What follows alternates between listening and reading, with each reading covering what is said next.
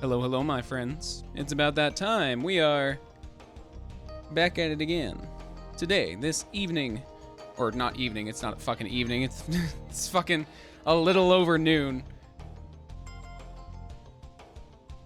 But today, we are going to be doing our first, like, game dev stream, I guess.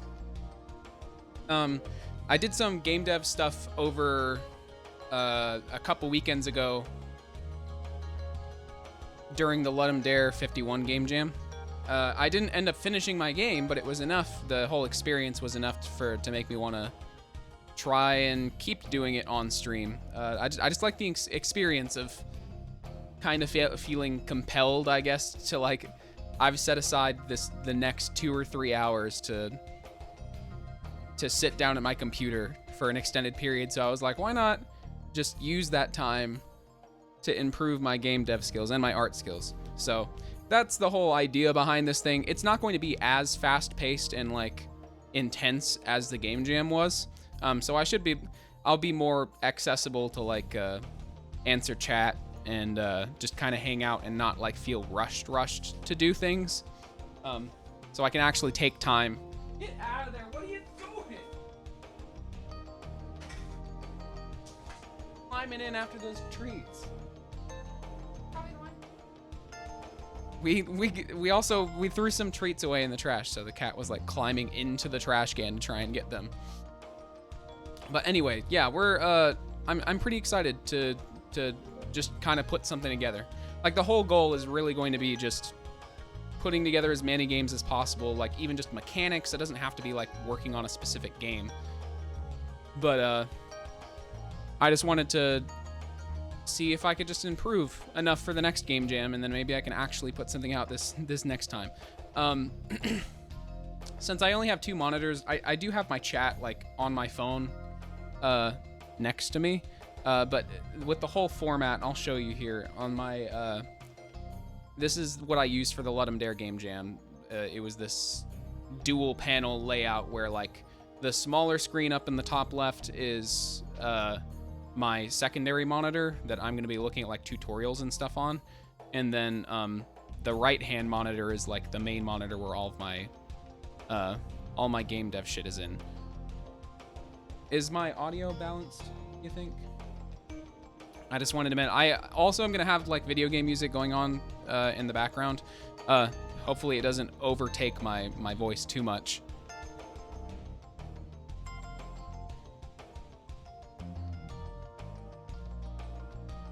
But yeah, so my music's really quiet.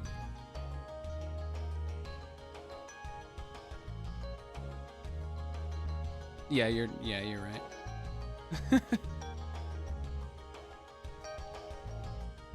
Yeah, but I'm mainly going to be working on a kind of, I had an idea for just like a Franken game in a way where it's just like I pick random like I'm gonna put together different like mechanics or formats or whatever, and randomly pick one, and we're just gonna keep working on them until we can put them together into like some sort of game. That's it. I don't have like a specific idea, because I get a lot of the time when I'm making a game, or my approach for a lot of things actually when it comes to like writing in general, is that I'll have this big grand idea with all of these like awesome concepts that I want to implement, but I never actually do like the mechanical shit.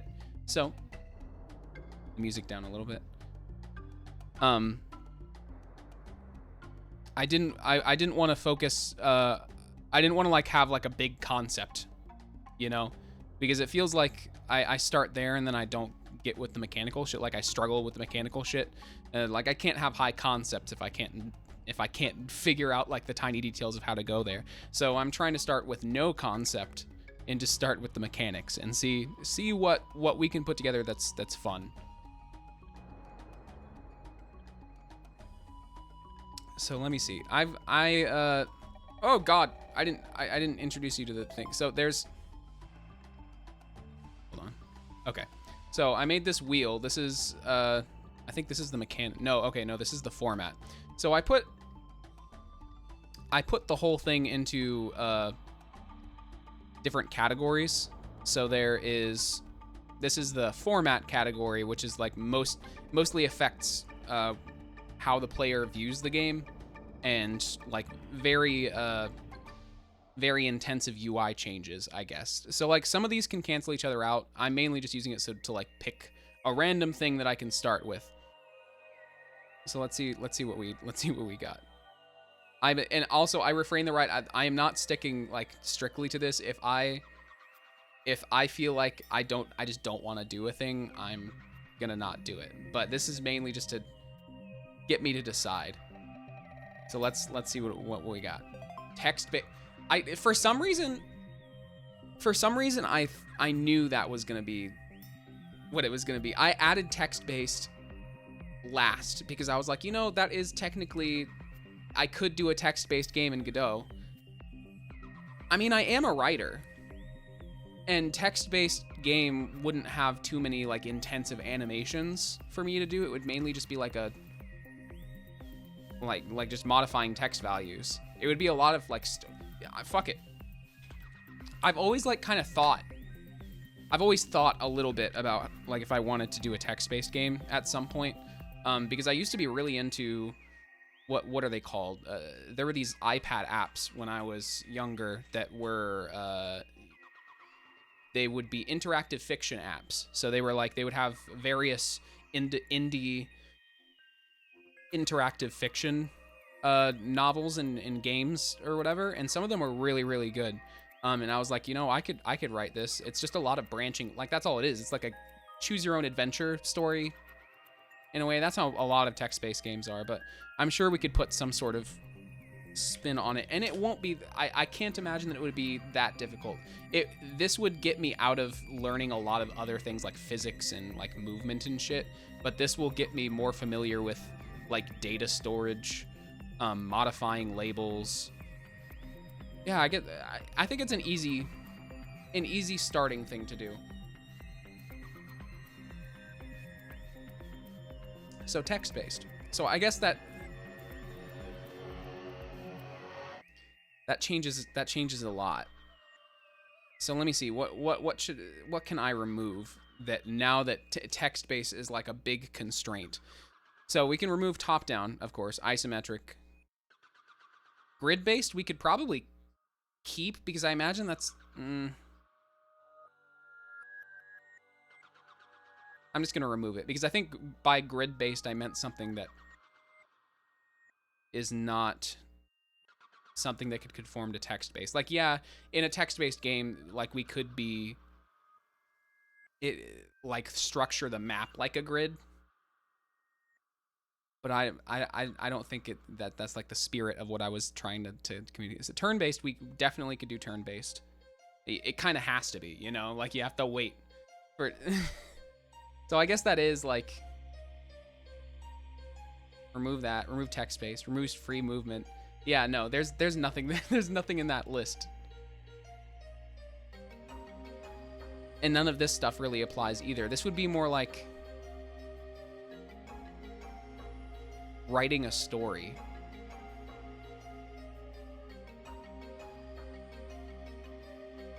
We could just do like a straightforward dungeon crawler, I guess. I think I'm gonna remove all of these list things, and since text-based is like such like a dramatic change in terms of what we can do and what we can make.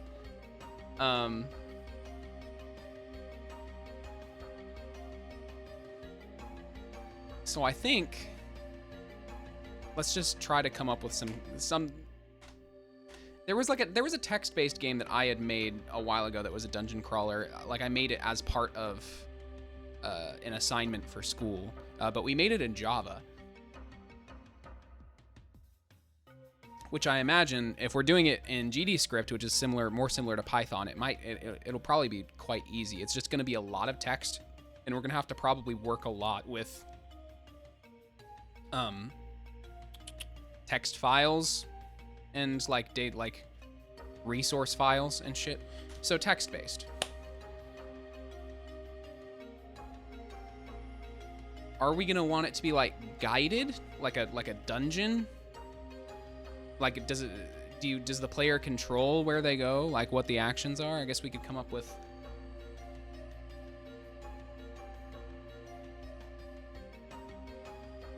You know what? Why don't I just make the best damn text-based dungeon crawler that I can try to come up with? Like, I know it sounds pretty like bland. It's not anything like super creative, but at least the systems, you know?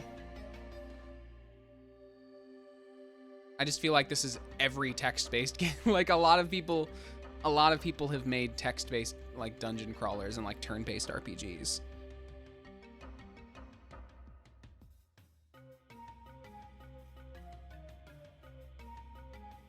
We could have it set early in the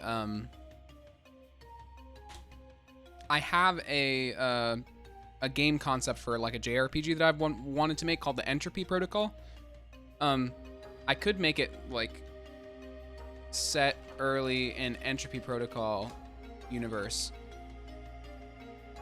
and I haven't talked at length about my Entropy Protocol idea, but the whole concept behind it is that what would an Earth look like if humans destroyed the climate entirely, made it entirely unlivable, but the only beings that were able to live on it, like survive that kind of climate, and like disastrous shit, is robots, and they were like sentient robots that they made. Like, it sounds very WALL-E, but like ideally the main game that I'm gonna want to make is gonna be set like thousands and thousands and thousands of years after that event, and the robots have kind of like, the ecosystem is regrown, and like they're able to, the ecosystem has regrown, and they've made like a much more in-depth society, and there's a lot of history there. It's not so much as like they just left, like it's like a Fallout situation. But I was considering making like a text-based game, or like a simpler game that was set like earlier on, like, or early after the humans left. And I wasn't thinking of making it like a nuclear wasteland that's like typically what you would imagine. I was thinking making it more of like an Morrowind level, like it's like an alien landscape that these sentient robots have like found themselves in, because when the humans left, they like reset their brains, and so they can't remember anything. All they remember is like their creators shooting off into the stars to escape climate catastrophe. So yeah, I don't know. I think that would be a good idea, especially for text-based. It would be good for like describing landscapes and like the whole alien vibe without having to fuck around with how to do the graphics. And maybe we could do like some art, like some illustrations, some art. It would just be, it would mainly be put in like strategically.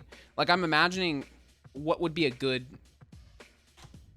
like art for the battles, but no art for in between. Like, in between the battles, it's going to be text based, and like maybe there will be vibes, you know, like kind of like flavor, like borders and UI and stuff like that for the different areas, but there won't be any like in-depth art, no player that you can control. It would be all be text based.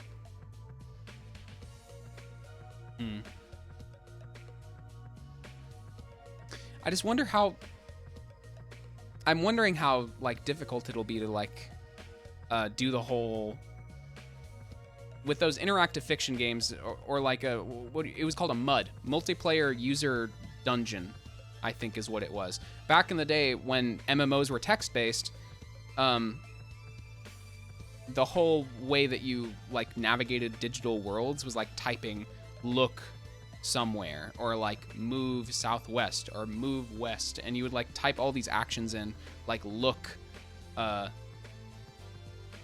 There was all sorts of keywords that were things that were common between various text-based dungeons and games and such. I wonder how it would be to, how difficult it would be to account for various player inputs, like in terms of like text that they can write.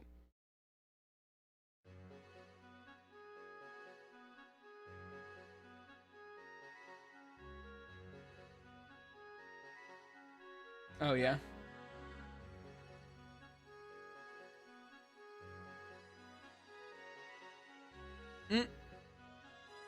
Amazing.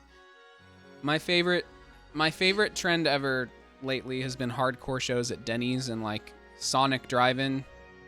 I love that shit. I would love to go to like a we have like a Sonic adjacent, that kind of abandoned food place nearby in our town. I would love to do a hardcore show in like the parking lot there. That would be amazing. People could sell merch out of the fucking place that you would buy hot dogs. That would be amazing.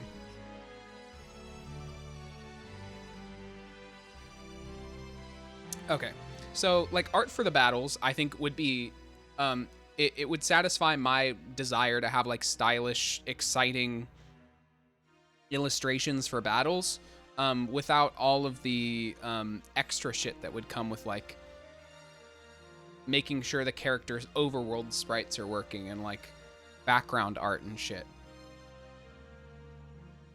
So some illustrations, some art. So like on like important scenes, I think there would probably be illustrations.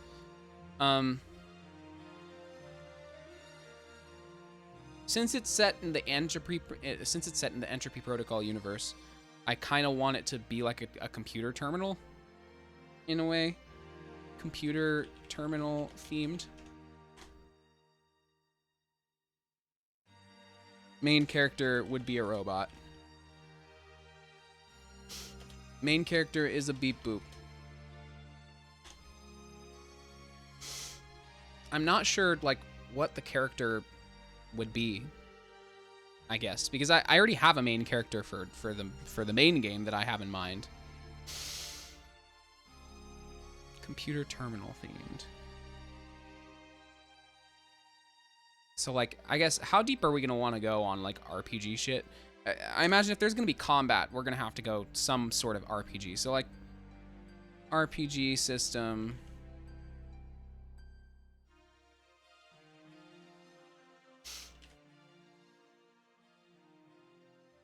RPG stat system, skills, inventory.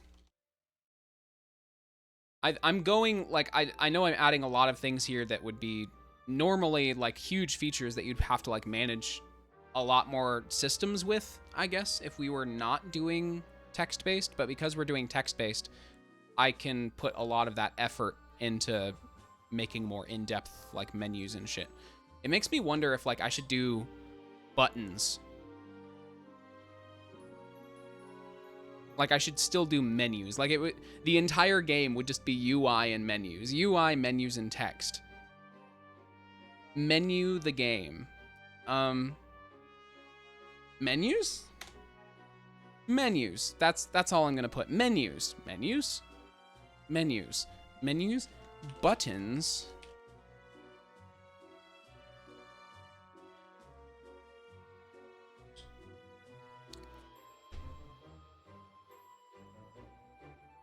I'm trying to think. You know what? Dungeon Crawler takes place in underground tunnels.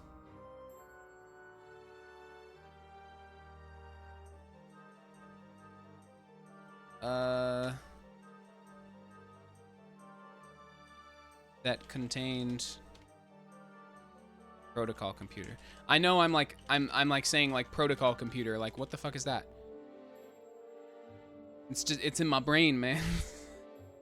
I don't I like some of these things, like ideas that I have are just shit that I wrote in my notepad app that I just have like tons, like the whole entropy protocol concept has like 3 separate notes that are all nearly full. Like I've met the character limit on them. Some illustrations. I think I'm getting, again, I said that I wasn't going to start with conceptual shit, but because we're doing a text-based game, it's like all conceptual shit. The main character is a beep boop. RPG stat system, skills, inventory, save system.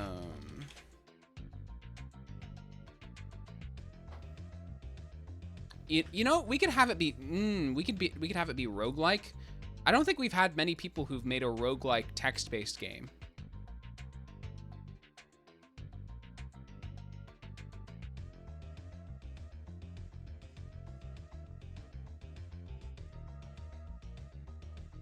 Yeah, I think we're gonna do roguelike, honestly. Because I think that would simplify a lot of the RPG shit. Like, it makes it so that we don't have to make a gigantic world. We can just kind of randomly generate, maybe randomly generate a, like a series of tunnels.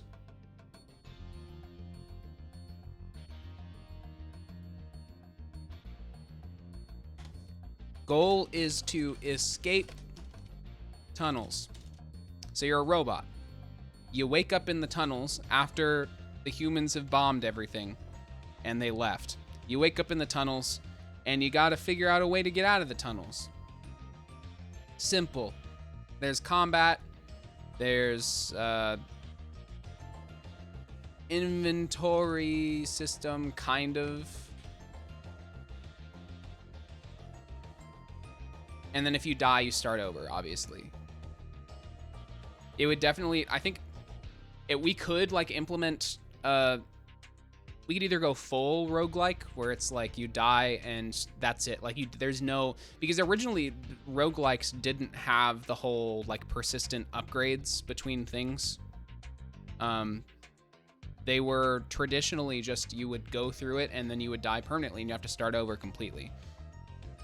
That's why a lot of roguelikes in today's day and age, like a lot of old school roguelike people just call them roguelites.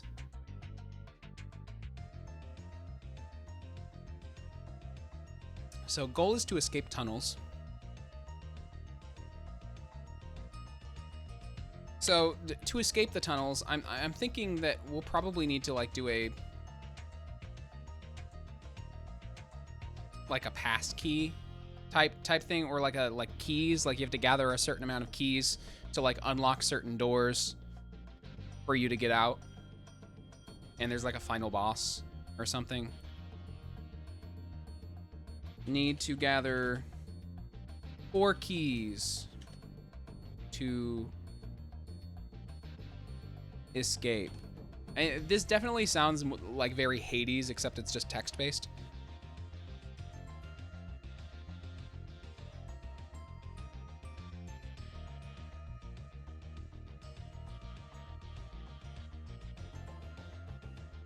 I love main character is a beep boop. Even though I want it to be like mostly text-based, I'm starting to wonder if like, do I want it to be actually text-based, or do I want it to be menu-based? Because that's like what I'm going between. Because is it truly a text-based game anymore if you're using like menus and buttons, like an actual UI? Because then that would be something like, I mean, I guess it could fit in, because it could be like maybe the menus and the buttons are like a keyboard, and then like the text feedback that you get could be on like a computer terminal screen or something. Because you know how Golden Sun has the text box at the bottom left that like gives you information about what's happening, but there's still like a UI that you can interact with to do things.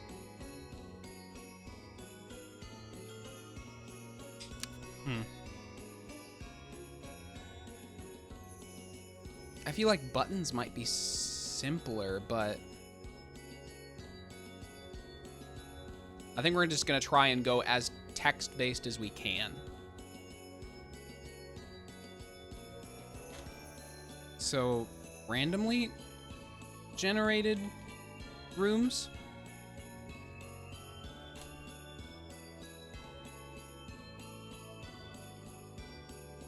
Three bosses, 1 final boss.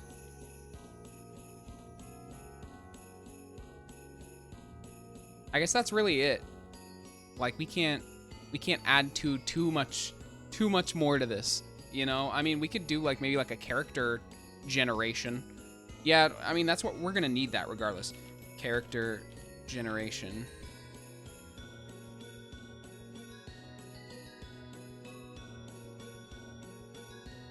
And there's still gonna be an RPG stat system.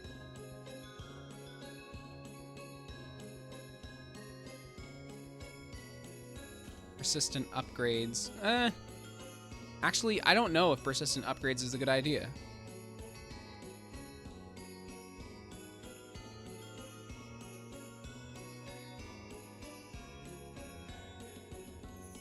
And now that I'm thinking about it, Risk of Rain 2 doesn't have persistent upgrades. And I love that. I love Risk of Rain 2. I just realized that because there's a lot of roguelikes now that have the whole like hub world or like home base type mechanic where you like spend some sort of currency on persistent upgrades. But Risk of Rain 2's entire whole thing is just you start out with a different hero that has a different move set, but they all start out at the same like bottom tier, and you do all of your upgrading in game. You don't have anything that like goes between. So maybe we not do.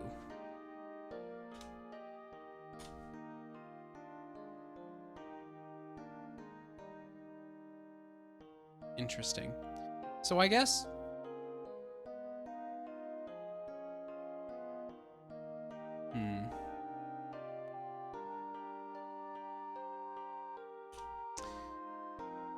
okay. So this is that was the brainstorming part of the document. Let's see if I can just get like a good outline going.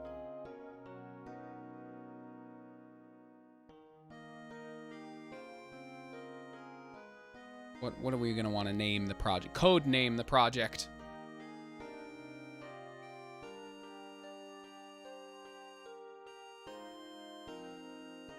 How's it going, BJP? We're just kind of I had gone into this saying that I was just gonna make like a random game or whatever, and I added text-based as an option on the random roulette thing that I was doing.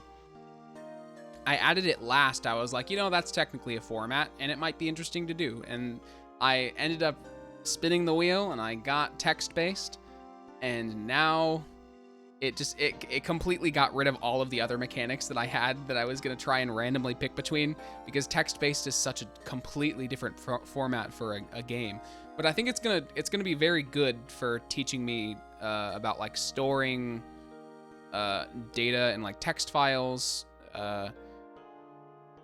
like dictionaries, all sorts of like modifying labels and stuff without having to, all the data and like technical and like if else, like all the branching parts of game design without any of the graphics, because that's really all text-based games are. Like, I feel like back in the day, or at least I think that back in the day, people used to prototype a lot of their games as text-based games to like make sure that everything worked correctly.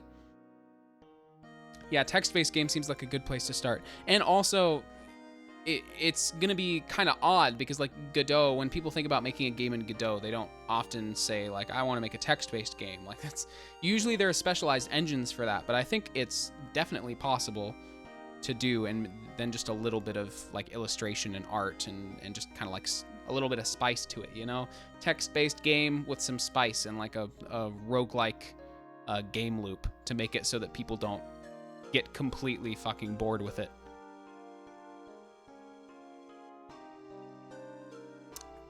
So, we're gonna, so what's the code name for this project? We'll do,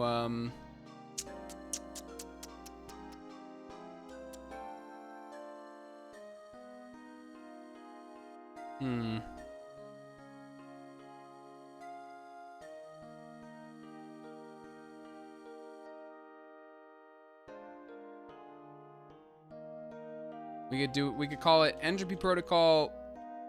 No. I think that would be confusing.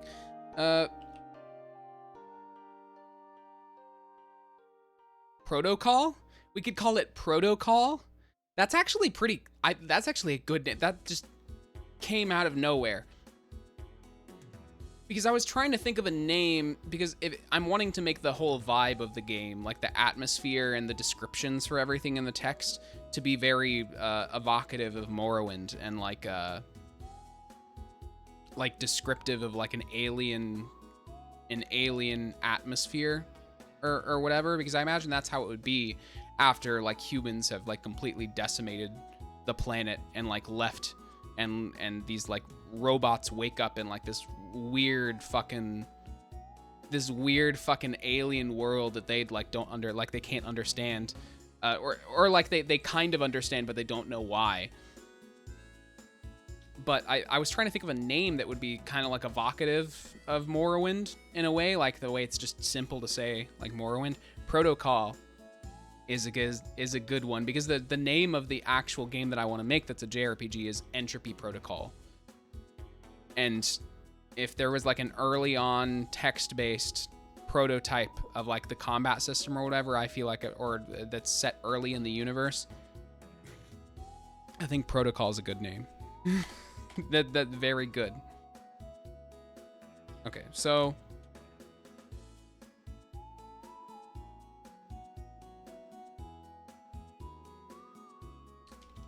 dungeon text-based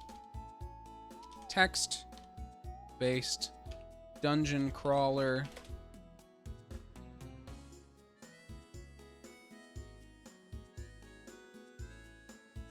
Text-based dungeon crawler. That's it.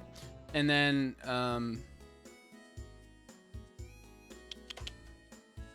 escape the underground dungeon. Goal is to escape the dungeon. Dungeon is comprised of randomly generated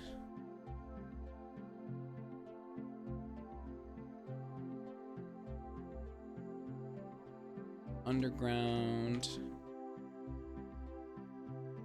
tunnels.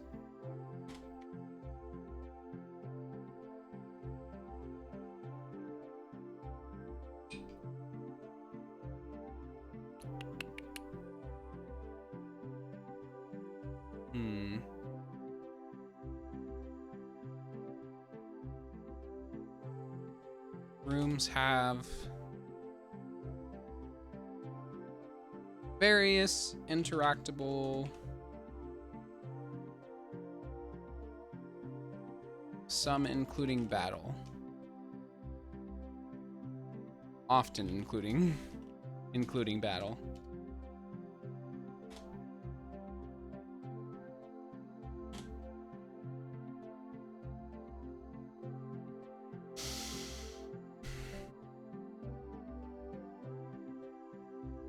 I actually don't know if character generation is necessarily the most important thing. Maybe we can just add it later.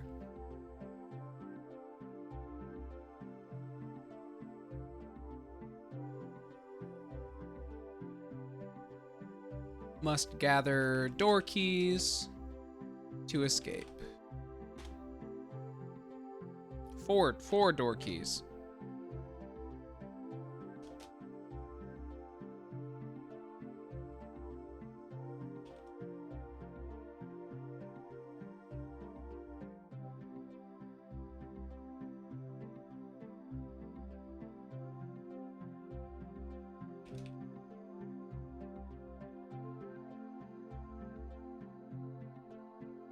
Okay. Takes place in post-apocalyptic Earth, shortly after humans left to colonize other worlds. So it's kind of like, this one is basically just a more alien, like a more bizarre take on Fallout, I guess. Like you're a robot instead of a human.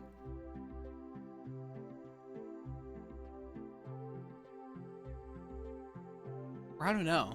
I wonder if the goal should be to escape the dungeon, because I feel like just underground tunnels would be kind of boring, but I don't know.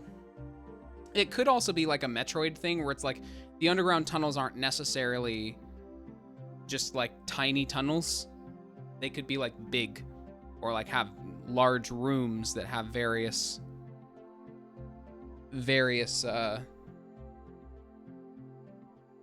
like sizes and things to interact with, perhaps.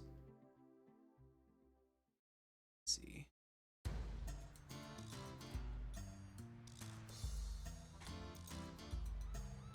So that would be art for important moments and combat. There we go.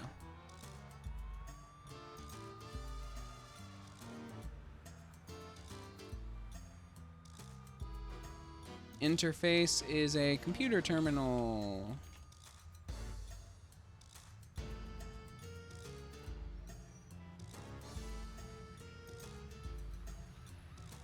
Ultrasounds. Nice.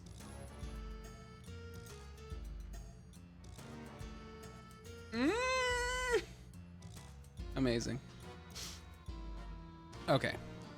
So I think that's a good start. I think before I do anything, I really just need to like look up how somebody, like maybe like a tutorial on how to do a text-based. What? Yeah. So I think I'm just gonna look up some tutorials on just how to do text-based Godot things. Let me see if I can, I'm just gonna open up Godot.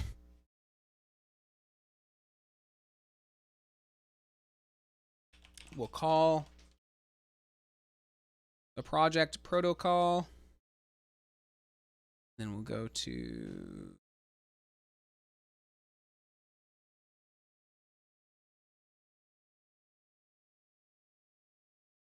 there we go.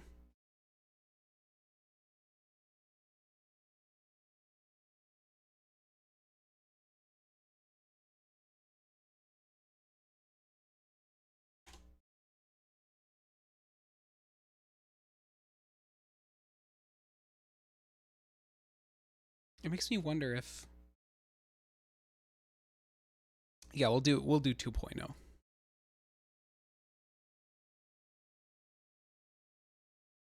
Okay, it's most certainly going to be in 2D, so we can already start with that.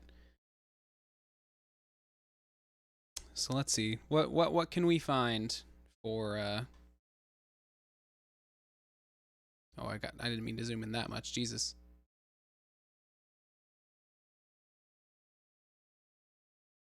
Okay, let's see. Godot text-based game.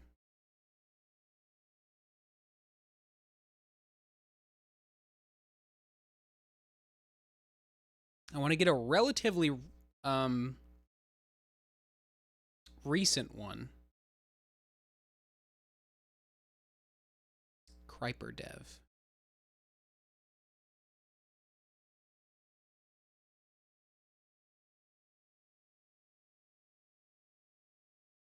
There's Turnbit. Oh, that's a design doc.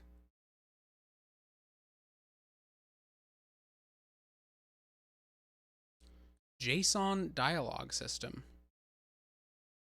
Jason Derulo.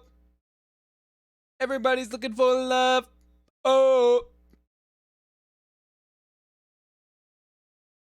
In this video, you'll learn how to. Oh, he's gonna teach me.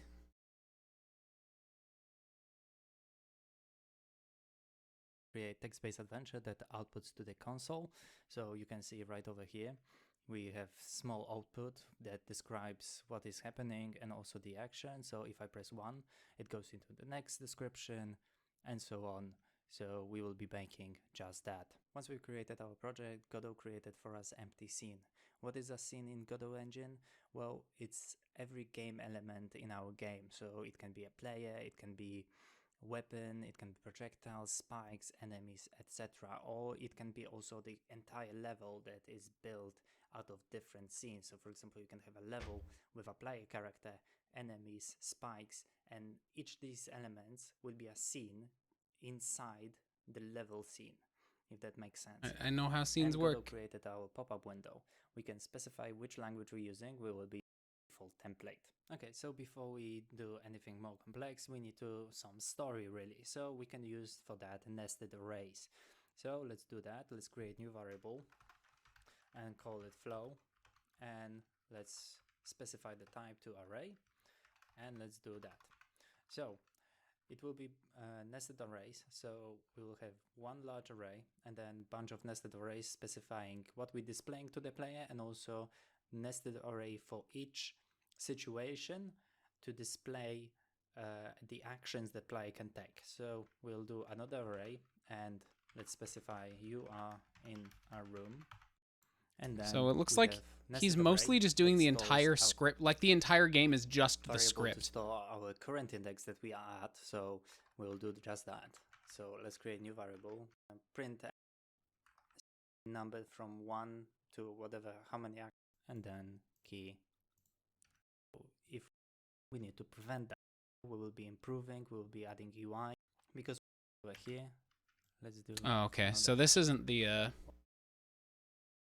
I don't know, maybe I need to... That one's like... Is this the same one that I was looking at? In this video, we'll learn. Okay, so that's the most recent one that I can see. What about this one? In this video, we're going to start our text adventure game project. I'm going to go over everything you need to know to get started using Godot, even if you've never used it before. So if when was this one released? Before, this is a totally beginner-friendly series. I will expect a little bit of knowledge about programming. You don't have to be familiar with GDScript per se, but you'll want to be somewhat familiar with core programming concepts and have looked at GDScript before. If you haven't already, I highly recommend going through Godot's official tutorial. I feel like I'm missing the Put the link to that in the description below. Okay, February. Okay, it was 2021, so it's not that bad. You'll have everything you need to follow along with this series. In this video, all we're going to get to is creating our game. So it's going to look like this. You're going to have a game window. Our game has expanded. Panel container. Again, I promise as we keep working, we had a background. So this is mainly just creating the UI, I imagine. If it is a child of a container node. Just to give it a simple thing, we're telling our game info panel here to take up as much space as it can, to vertically expand. And so when our rows... Text input and custom fonts. In this video, we're going to take what we started in the first video, and we're going to add a text input field to our game so that the user can start typing things and enter commands. We'll show you how to make this text input field, how to add this nice little caret to the beginning to indicate to a user that this is where you type, and we'll also show you how to import fonts into Godot so you can get nice fonts like this one that we have here to kind of give your game a certain aesthetic. Let's get started. So this is where we left off. A line edit node. We had our game making a text adventure game. We don't need multi-line editing. We just need a simple way for the user to enter some input. It is the same we want to run. Which one is the main scene of your game? Nice if it was focused on the editor. You can change text editor stuff. You can change interface. You can change so many different things. While we're here, one change that I recommend everyone doing is finding the text editor in the completion section here and enabling add type hints. It's off by default, but I recommend enabling it. Oh, I didn't realize that my I think my my completion is off. Oh no, never mind. It isn't. Because when I was doing the game jam, it didn't tell me like sometimes it felt like the text completion wasn't working. For everyone, what this does is it adds static type hints to all of your built-in functions that you autocomplete with. If you're looking for an explanation of why static types are important, custom position where I bump it, by default it is centered. I type, our font doesn't look as small, but we still want it to be. Okay, so there's multiple scripts, memory efficient. There's a script to the input field that he's putting in that I imagine takes the text input to be automatically focused so we can just start typing.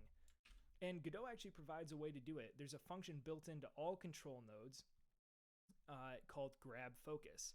And so what we can do is I'm going to get rid of a lot of this boilerplate. There's a lot of built. Okay, so I think I have a general idea of like there's like a boilerplate that we can kind of get done without worrying too much.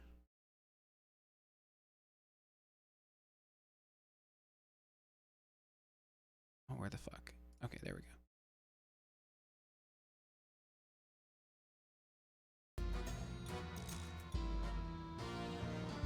Okay. So I think what we're gonna do is just put together a rough UI. So we'll do 2D scene, or I think we need to do like a control node. Or no, this is gonna be the main. Main!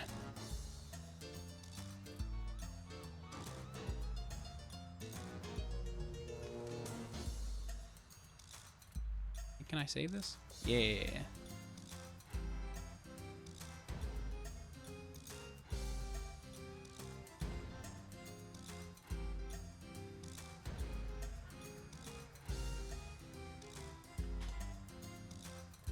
Oh, you know, maybe I should just change main to a control node, because our entire game is going to be control nodes for the most part. So we might as well just change it to a control.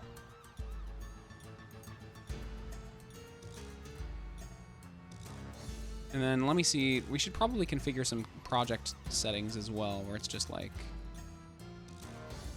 general.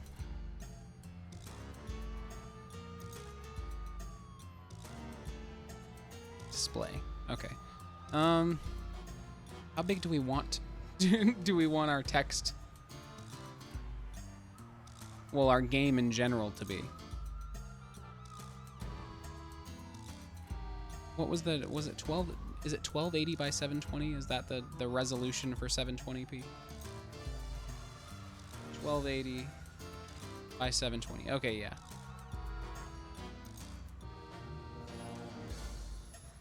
I mean, do we really want it to be that big, though? We could do... Yeah, we'll just do 1280 by 720, just to be safe.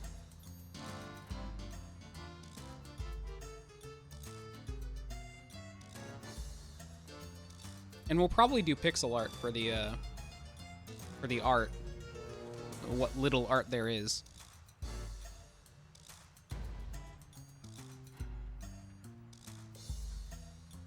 Do I have a right click? I don't think I do. But I don't think it matters. I think we're gonna be entering text, so I don't think there's gonna be any clicking to be done. Okay, so the main scene is probably gonna be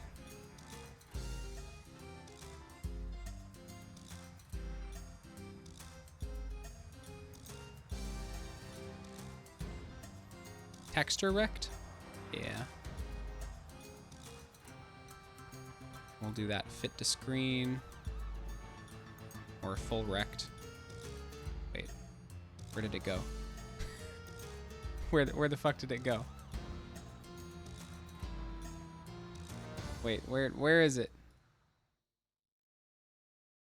I didn't expect it. No, hold on. Where is it? It like disappeared.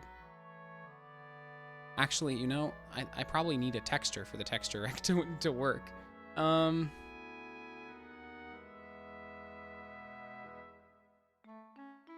What would be a good background? Let's do 1280, 720. We'll do a new.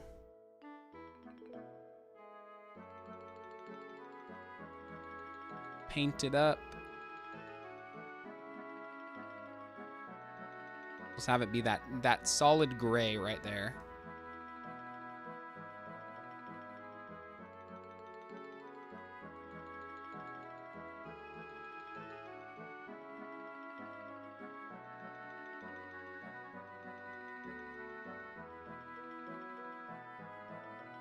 Make a new folder.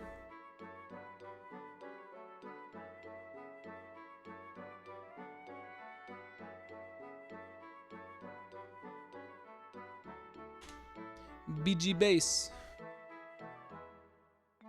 Just export that there.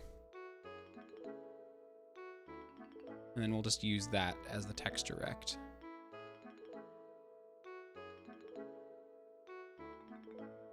We could have just done a color rect.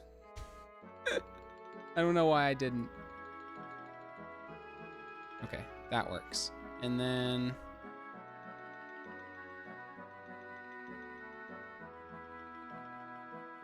background.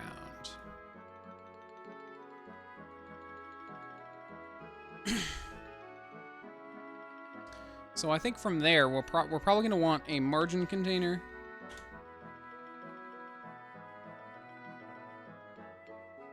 Full rected up. Full rectal. What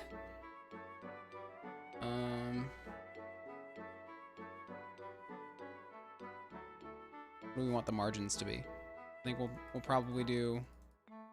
Wait. It's doing full rect.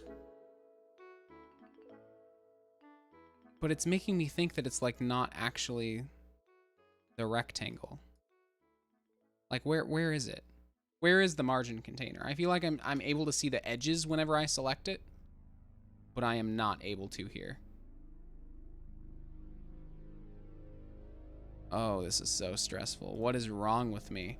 I mean, I did like 2 days of this. Why is it not acting like I want it to? Like, it's supposed to do that, right? Like, it's supposed to do that when you do full rect.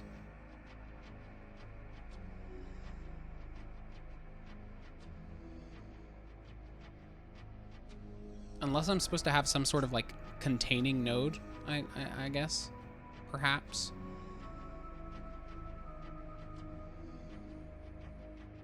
Margin container.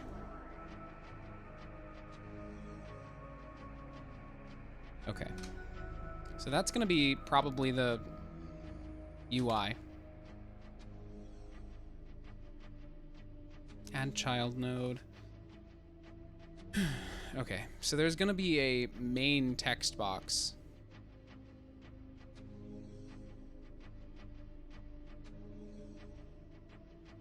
Label? No, we're going to do V-box? Yeah. V-box.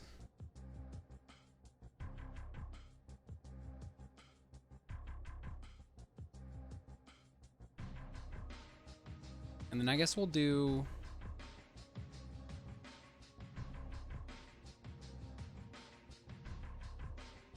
What other containers do we have that we can use? We've got aspect ratio, center container, grid container, margin container, panel container, scroll container.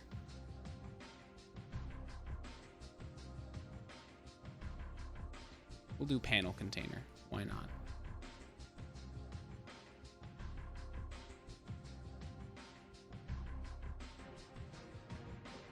And then like a labeling in each one, maybe? Label.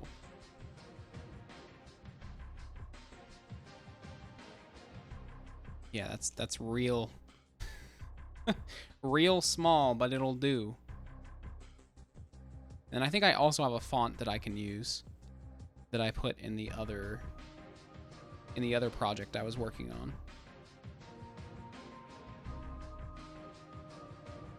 I didn't know there was a Command and Conquer game for the PS1. That's interesting.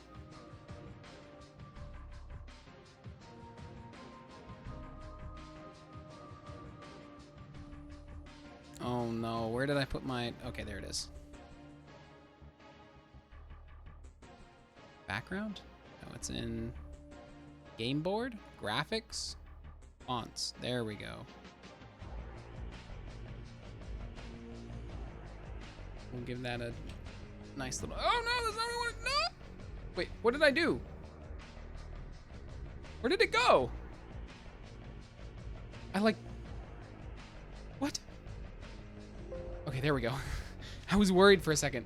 I was like, what did I do?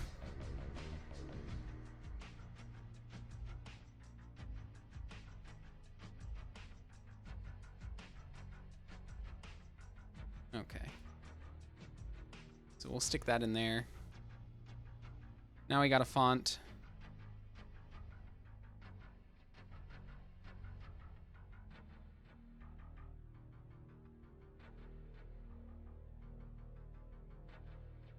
New dynamic font.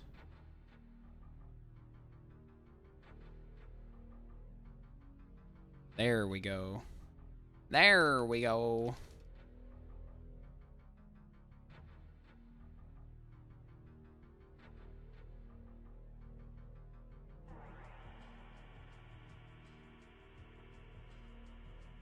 Oh boy. So we'll do 1200 maybe?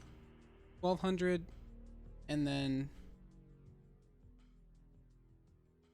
oh no, actually never mind. 1280, 720. What we're actually gonna want to do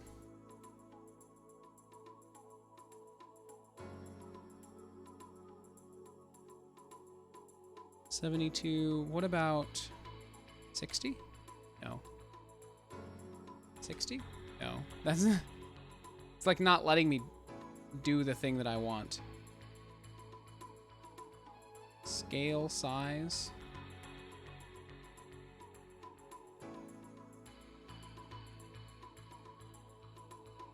Expand.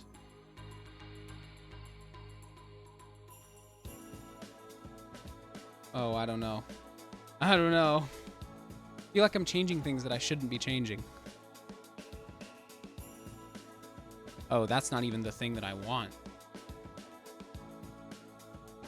This is the UI. Weird.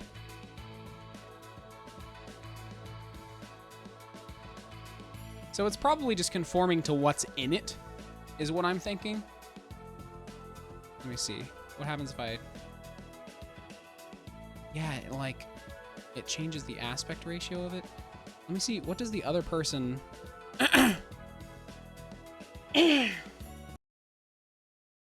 There was...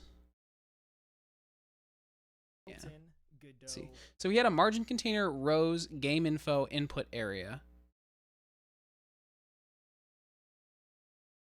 So it was like main, background, margin container is, oh, okay. You know, that makes sense. That makes sense. So parent it within the background. Have it go full rect. No. Why is the background a different size?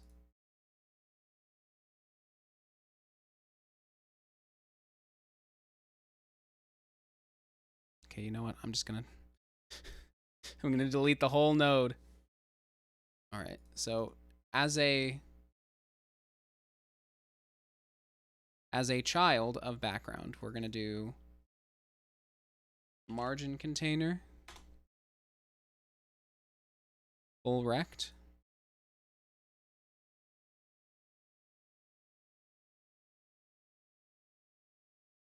Then we're gonna do a VBox, rows,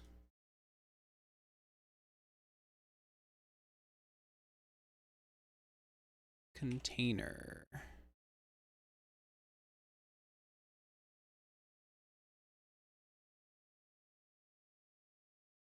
And those are just simple panel containers. So panel container, then we'll duplicate that. I'm kind of wanting like multiple, so I'm going to add another. I'm actually going to duplicate it again. So like 3 rows. There's going to be like the top row, the middle row, then the input row.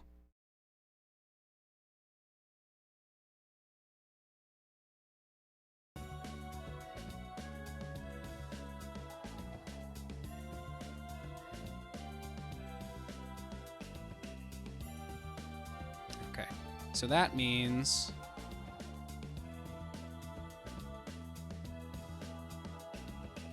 player info,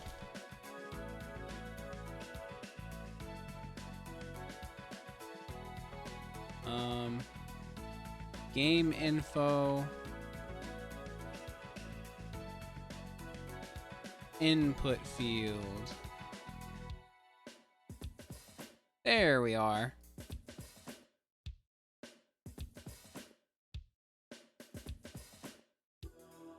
And then how did he have them laid out?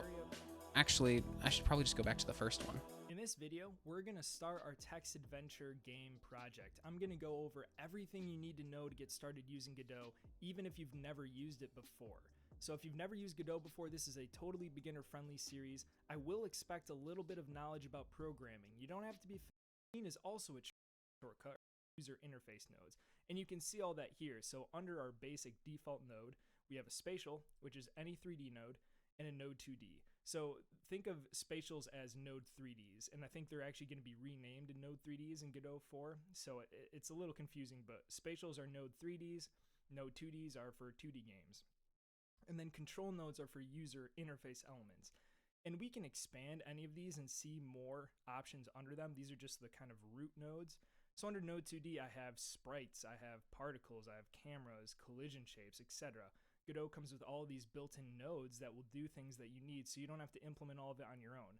Same thing under spatial, we'll see also cameras, also collision shapes. But these I didn't know there was VR stuff in Godot. So it's important Interesting. to use the correct node for what you want to do. Because our text adventure game is going to be primarily text and user input, we're going to be doing a lot of work in this control node, which is UI nodes again. So if I expand this, we'll see a lot of user interface nodes, such as pop-ups, containers, rectangles, graphs, lists, labels, etc. Things that are meant to give options or user interface elements to the user. So this is where we're going to be spending a lot of our time. And to start our game, I'm going to create a control node. So I'm not going to select any of the subnodes. I'm just going to select this basic overarching control node and hit create. And this is going to be our game. And you'll see now all of a sudden we have a control node right here on our left. It's the only node in our scene or in our game. And then on the right here, you'll see there's actually properties that we can change and edit about our control node now that we actually have a node selected. So the first thing I'm going to do is double click on this control node. You could also right click and hit rename, but I'm going to double click it. And I'm going to call this game. This is going to be our game scene. So I'm just changing the name of our node. And this is going to be the root node for our game for now. And then I'm going to hit Command S or Control S, or you can just do them all right now. It'll make more sense as we keep going. But control nodes are pretty small and really going on.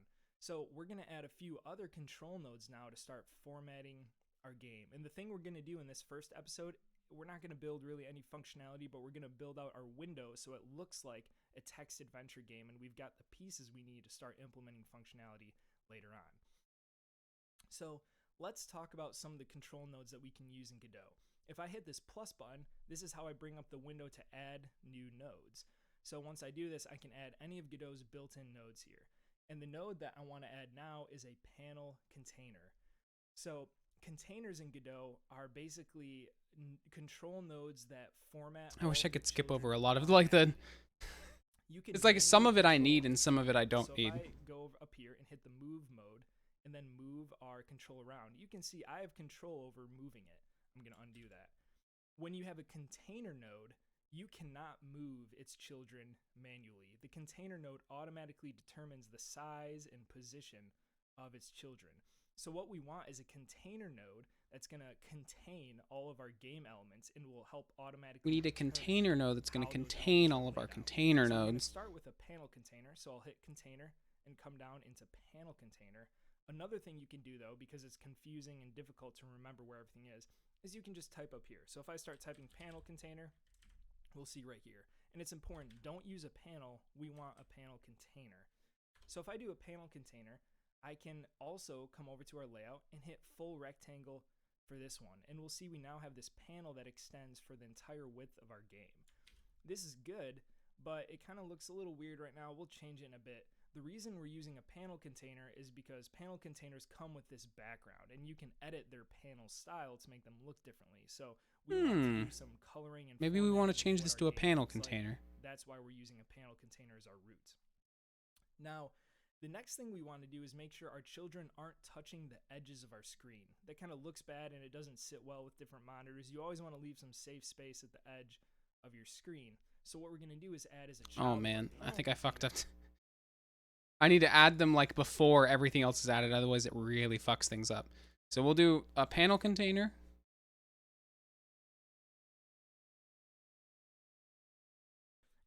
We're just going to follow along. So what a margin container does is it lets you set margins on each side that children will be confined to. So you see our margin container is automatically determines and come down into panel. I think we need to also delete the main node. So we'll do a root node, root control node. There we go. It's correct size. Do a panel container. Oh shit, that's not what I want. Full rect. There we go. Container. Another thing you can do, though, because it's confusing and difficult to remember where everything is a bit, the reason we'll change the margins in a second of your screen. So what we're going to do is add as a child of our panel container a margin container. So what a margin container does is it lets you set margins on each side that children will be confined to. So you see our margin container is slightly less big than our panel container. Nice. And we, below, as a child of our margin container, we'll change the margins in a second. We're going to add a V-box container. So what a V-box, there's two types of box containers. You'll see there's an H-box and a V-box. A H-box container will let you stack items horizontally, so it'll create columns, and you can specify the width of each column. You can do some customization within there, but it's a simple way to format items in column formation. However, we want to stack things vertically in rows, so we're going to use a V-box container. And if this is confusing, again, I promise as we keep working with these, they will be a lot more familiar. So I'm going to add a V-box container here. Now, we haven't renamed our panel container or our margin container, and I think that's fine, but when I'm using V-box containers and H-box containers, it can get a little confusing, so I like to rename them. And so I'm going to rename our V-box container as rows, because I think it just makes it a little bit easier for me to remember, hey, this is the overarching container that is determining the rows, how our elements in our game are vertically set up, how they're laid out. So we've got this rows container now. And if I select our rows container and our margin container, you see this orange box, their dimensions are the same. But what happens if we take our margin container and change these margins to be 20 on each side? Now if I select our rows container, or our rows element, our rows node, you'll see that it's much smaller because there's a margin of 20 pixels being applied to each side. So if I make this 40 on each side, then it'd be even smaller. We'll stick with 20. And again, I'm finding this under custom constants. Each container or UI element will often have a custom constant section where it has items that are unique to that specific 40 control node. Maybe? So our margin container has custom constants that let us determine the margins of each side. So let's go through and set these to be 20 again. Margin right, top, left, and bottom. Okay, so if I select the rows 40, now, we see because I liked the way that the 40 looked. Side of the screen, which is nice because now our UI elements aren't just going to butt up right to the side of the screen. This is perfect. This is exactly what we want. Maybe we'll do 20. But let's talk about our layout for our container here. We want to have a big section up here that's going to take up most of the screen, and this is going to be where all the interesting stuff is happening. It's going to show the player what they've previously inputted, what they've typed in, and it's also going to display any responses from the game. So we're going to need one big panel up here that is going to contain the information from the game. And then we're also going to want a panel down at the bottom where the player actually types the plus button. Man, whew, I'm doing. So what we're going to do is, I'm going to select. So we're just going to add multiple panel containers. Controls and then just change their sizes. As much space as they need unless they're told otherwise. So one way we can change that and tell our game info panel here to take up as much space as it can is we can come into our size flags and we can hit expand on the vertical. So you'll see both horizontal and vertical are fill. What fill means is that you're telling this control, hey, take up as much space as you need, but we don't want it to just take up as much space as it needs. We want it to vertically take up as much space as it can. So we're going to hit expand. All of a sudden, we see our game info panel expand to take up as much space as our rows container is going to give it. So now we've got this, and we see that this is a pretty good color. It stands out from the background, but also kind of is this just nice gray. So we've got our game info section. Now we're good to add our input area. So in order to add our input area, we're going to create another panel container. So I'm going to select our rows and I'm going to hit Command A or hit the arrow up there. And I'm going to create another panel container. And this is going to be input area, we'll call it. And so you see we've got a new panel container down at the bottom here. Okay, we've got three panel containers. Is make it take more space than this, because right now, remember, our game info is saying, hey, take up as much space as you can. We don't want our input area to take up as much space as we can. If we set the size flag of Ooh, vertical to expand, okay, it's coming together a little bit. Because both of these game info and input areas would be competing to take up as much space as they can, so it would even out. But we don't want this. This is just an input area. It only needs a little bit of space. And so what we can do instead is give it a minimum size. So if I come into rect here, this is the rectangle properties. A minimum set size. the properties for this node. Now remember, we said that containers determine the position and size of your rectangle. So if you change these, you'll be a little disappointed because they will get overridden by its parent if it is a child of a container node. So we can. I think that was an issue that I was struggling with last time. To be 2000, and it looks like it changed, but as soon as I toggle it on and off, all of a sudden it gets set back because our container is really determining its size. But what we can do that our container won't affect is set a minimum size. And so we could give this a minimum size of, say, 40. And what we're doing is we're saying, hey, this has to take up at least 40 pixels of its height. It has to be at least 40 pixels tall. We could also do that for the X, but we don't actually care right now. The size that our container is giving it is perfectly fine. So let's actually make this a little bit bigger. Let's do 60.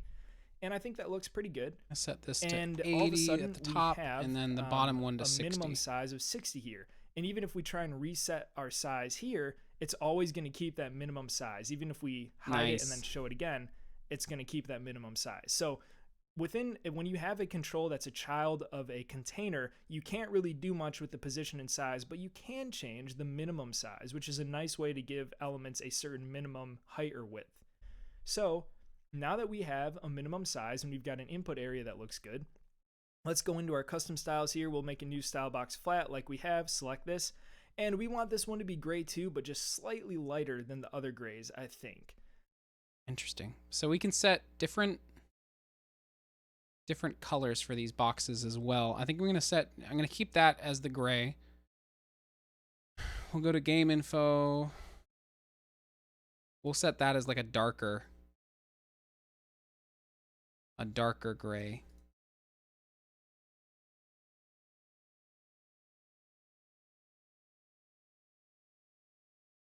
Yeah, that's good. And we'll have this bottom one be like slightly lighter.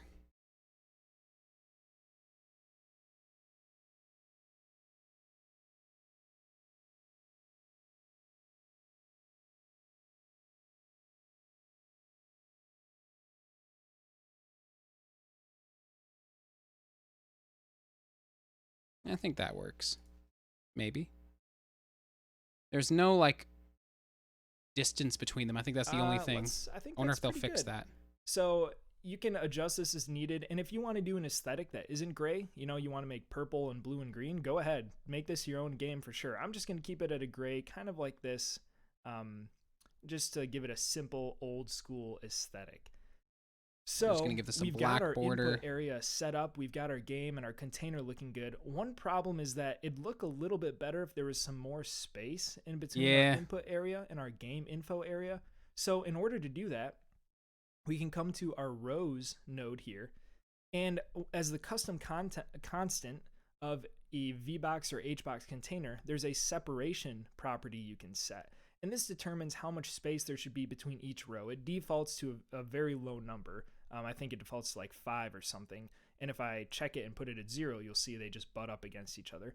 But we want a little bit more than that. So if we set it to 20, that kind of gives a little bit more definition. And I like doing 20 because remember, 20 is what we said as the margins on it's the also side, not showing so a separation because our amount of background panel is not very dark.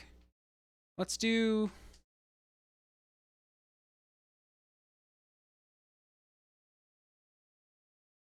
What color are we going to want to make this? Black?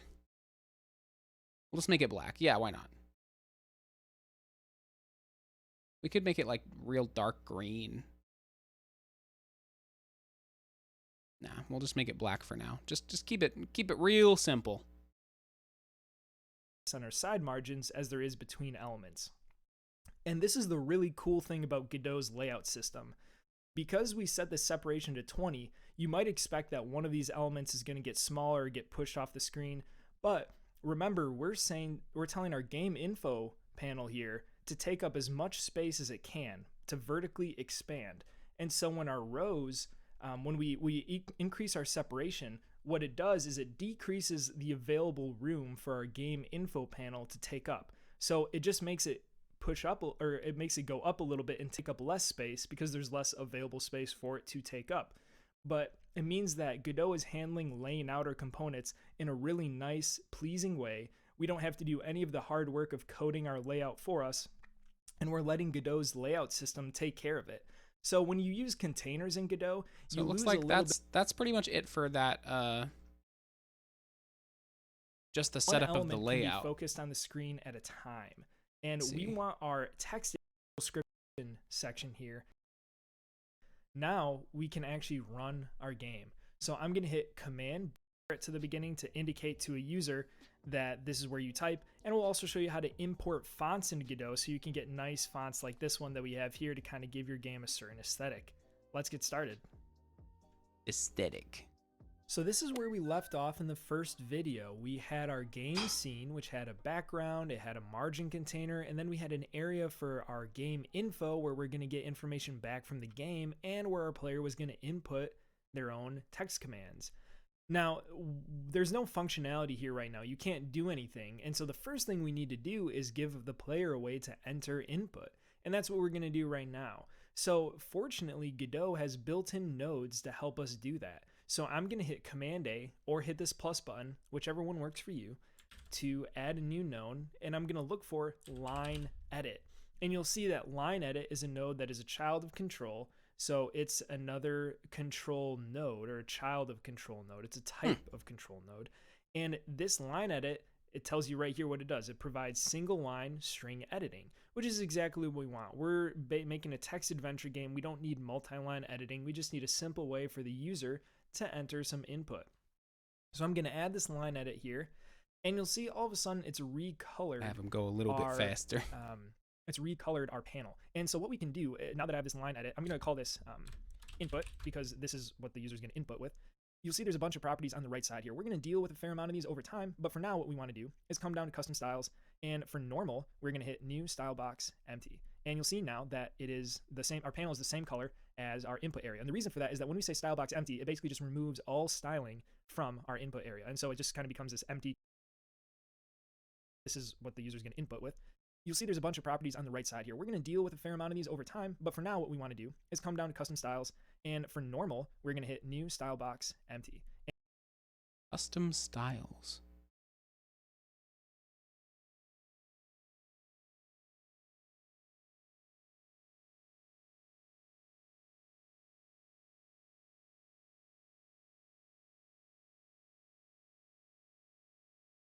Shit, that's not what I wanted. I wanted a different one. Style box empty. There we go. And you'll see now that it is the same. Our panel is the same color as our input area. And the reason for that is that when we say style box empty, it basically just removes all styling from our input area. And so it just kind of becomes this empty container. And so we're seeing the panel that exists underneath it. So if I save our game, now we can actually run our game. So I'm going to hit Command B, or you can hit this play button up here. And if I do that, we'll see that we need to select a main scene. So when you run your game or hit Command B, Godot needs a main scene so it knows which one to run. Because your game can be made up of many collections of nodes, many different scenes. You need to tell Godot which scene you actually want to run, which one is the main scene of your game. And so this, of course, is going to be our game node, or sudden. There's just a couple problems. One is that it's super small. And the other is that it's just kind of not, it doesn't really look right. It's butting up right against the edge. So there's a couple things we need to change. We need to get a bigger and better font. We need to style it a little bit differently. And it would be really nice if it was focused by default so the user could just type and didn't have to come down and click this. And we're going to fix all of those things right now. So if I close our game, I can just hit Command Q or quit.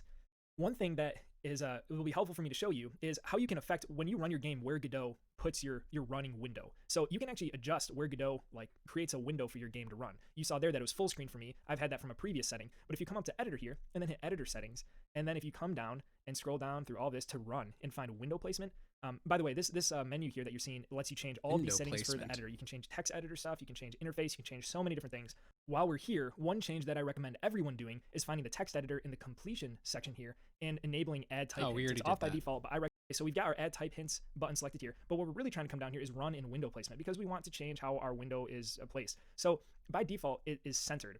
And this tries to center it on a screen. For me, with a Mac and an external monitor, this is very problematic. It does not actually center it. So I usually either set a custom position where I bump it, you know, like I kind of manually adjust these numbers, or I've just defaulted to doing force maximize so that it'll try and maximize it.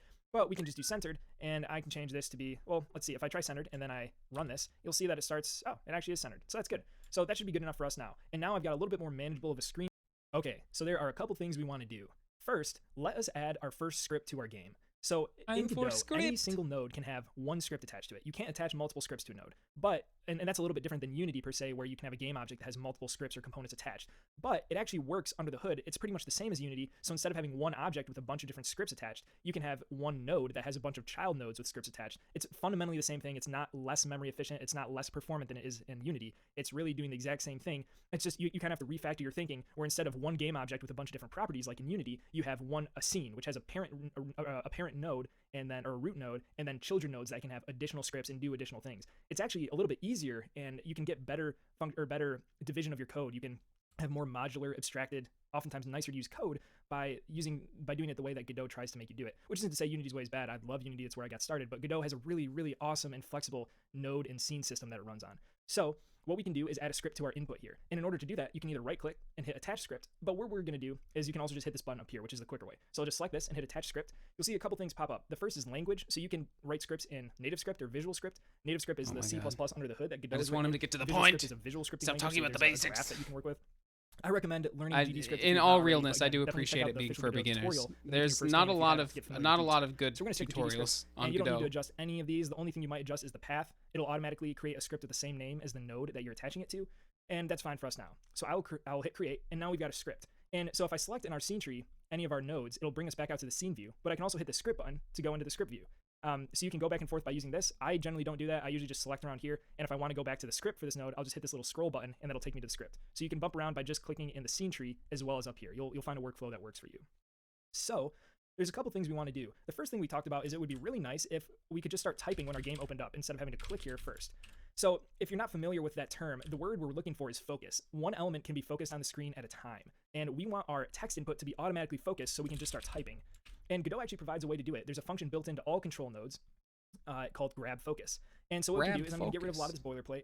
There's a lot of built-in Godot functions that you can learn. Ready is perhaps the most important of it. This function is called whenever a node enters the scene tree. So whenever a node is added to the scene tree and is visible in your game, this function is called right as that is happening. So this is generally where you're going to want to do a lot of the initialization for things. And so what we can do is, and certainly anything that shouldn't be done when the node is first created, but needs to happen when the node is actually in the tree, you want to put here. You don't want to do things that involve adjusting or touching something in the scene tree until ready. You don't want to do it before then. There's some functions that let you access the before when a node is created but not yet ready.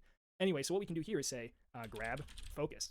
You'll see that it's going to autocomplete this one for me because it's a built-in function that on the control node, and because line edit is it inherits from control, we're going to get that autocomplete.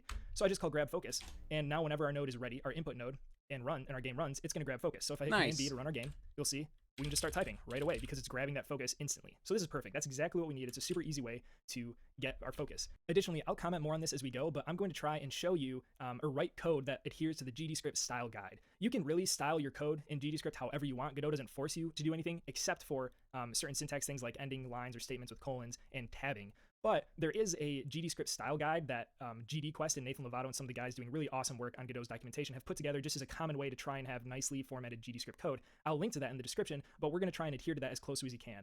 And part of that is having 2 lines between functions. So if I had another function, unlike in some languages where you just had 1 line and say like func x, GDScript actually recommends having 2 lines because it is a tab and indentation-based language. And so we will stick to that as best as we can. But I'll get rid of this for now. So the next thing we want to do is actually get a better font. And in order to do that, we need to go outside of Godot because Godot only offers a single built-in font resource. And as a quick overview, resources are the fundamental, they're a fundamental type of object in Godot. They're not nodes, so they're not visible in your scene, in your game, but they store data and tons of different stuff across all the nodes. Every node in Godot uses resources to some degree. So for example, earlier when we were setting our panel custom styles, this style box we created is a type of resource. A resource is a generic term, just like node is a generic parent class for all the different specific types of nodes. A resource is just a generic umbrella for all the different types of data containers and resources you can use in Godot. So a style box is a type of resource, and a font is a type of resource. So if I right click on the res folder down here, I'll see a new resource button. And what I'm going to do is search for fonts here. And I'm going to select the dynamic font. So dynamic fonts use the true type font. I didn't realize that the font was like a dynamic. So it was a resource and now I'm going to have this new font, and I'm going to call it Plex Mono and we'll call it, let's do 16. That'll be a base font for us. Additionally, in Godot, it's recommended that you use snake case for your naming for all resources and for a lot of classes as well. I pretty much use it exclusively. Sometimes for scripts and scenes, I will save it with uppercase because in Pascal case because that's generally what Godot, the engine, defaults to. That might be the only way I go against the style guide, but we'll save all of our resources and other things in snake case like you see here. So plex_mono_16. And now what I'm going to do is double click on our plex mono. And even though our plex mono resource isn't in our scene tree, if we double click it, the inspector tab over here on the right will open up to the plex mono 16 resource. So we can edit it over here, even though it's not in our scene itself. We just have to double click it in the file system. So we want to open up this font tab, and here what we want to do is drag in the IBM plex mono regular as the font data. And now it's going to have that as our background font data, and then within the settings tab, we can change the size. We set this to be plex mono 16, so we're just going to keep it at that because that's correct, it's the default. In newer versions of Godot, and like Godot 4, you won't have to create separate resources for different font sizes, and you'll be able to use variable fonts within a single resource, which is going to be amazing. But for now, we're just going to create separate font sizes, separate resources for each font size and different boldness. And it's kind of a pain, but once you set it up once, you're good to go. So in order to organize this a little bit more, I'm going to do a new folder, and I'm just going to say fonts. And here I'm going to drag our base font files themselves and also our font resource. So just drag it in there. Okay, so now we've got custom fonts in our game that are going to be nice to use. So I can come into our input here, and I can actually come into custom fonts, and I can drag. You could click it here and do new dynamic font data or hit load. We don't need to do that though. We can just drag in our plex mono 16 to this font setting. So we go to theme overrides, fonts. Wait. Custom styles, custom fonts. So do I drag this T-res file over there? Yeah. Okay. Guess that works. Setting here, and this is a really nice thing. Definitely about Godot, using like an earlier version of Godot, I think. Part of the editor, so we can just drag in this right into our node, and it just works. It's really awesome. And so now if I come up to our text here and start typing, you'll see that we're using the IBM plex mono. So we're going to create another plex mono resource that's bigger, so it's a little easier to see. So I'm going to come over to our plex mono 16 font, and we're going to duplicate it. You can either right click and hit duplicate right here, or you can hit Command D or Control D. I'll just use the hotkey, and we're going to say 28. So this will be a size 28 font, and you'll see that it's inherited that same font data under the hood, but we'll change the settings here to be 28. And now if I come to our input and I drag in, or actually let's just start typing, so, random. Yeah.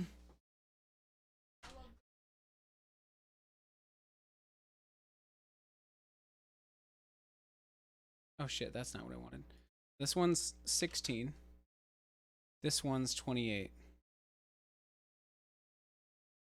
Stuff here, you'll see it's kind of small, but now if I drag in our plex mono 28, all of a sudden it'll get updated to be a little bigger, which is exactly what we want. And if I run our game now, you'll see that it's much easier to see and type. This is exactly what we want. The user can actually see it now.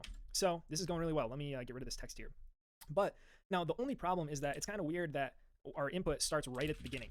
There's a couple things we could do with that. We could add a little bit of margin here, but it'd kind of be nice if we gave an old school kind of text adventure feel to our game. So if we had like a caret that existed right here that always kind of showed to the user, hey, this is where you enter input, that'd be kind of cool. So we're going to add that to our game. So if I come to our input area, I'm going to hit Command A to add something new, and I'm going to add a label. And a label is just your basic plain text. It just displays text on the string or on the screen. It's a string. You can edit it from code if you need, but it's very simple.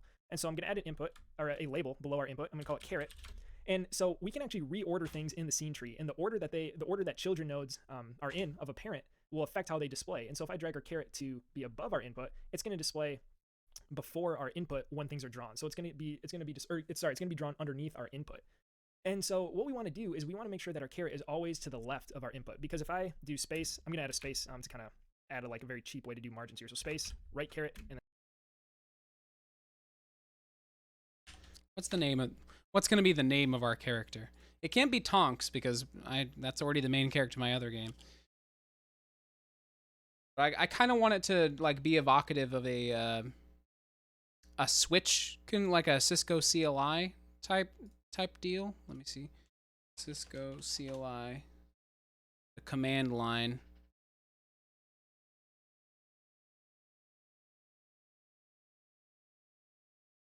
Yeah. So it goes the name of whatever you're doing and then the hashtag.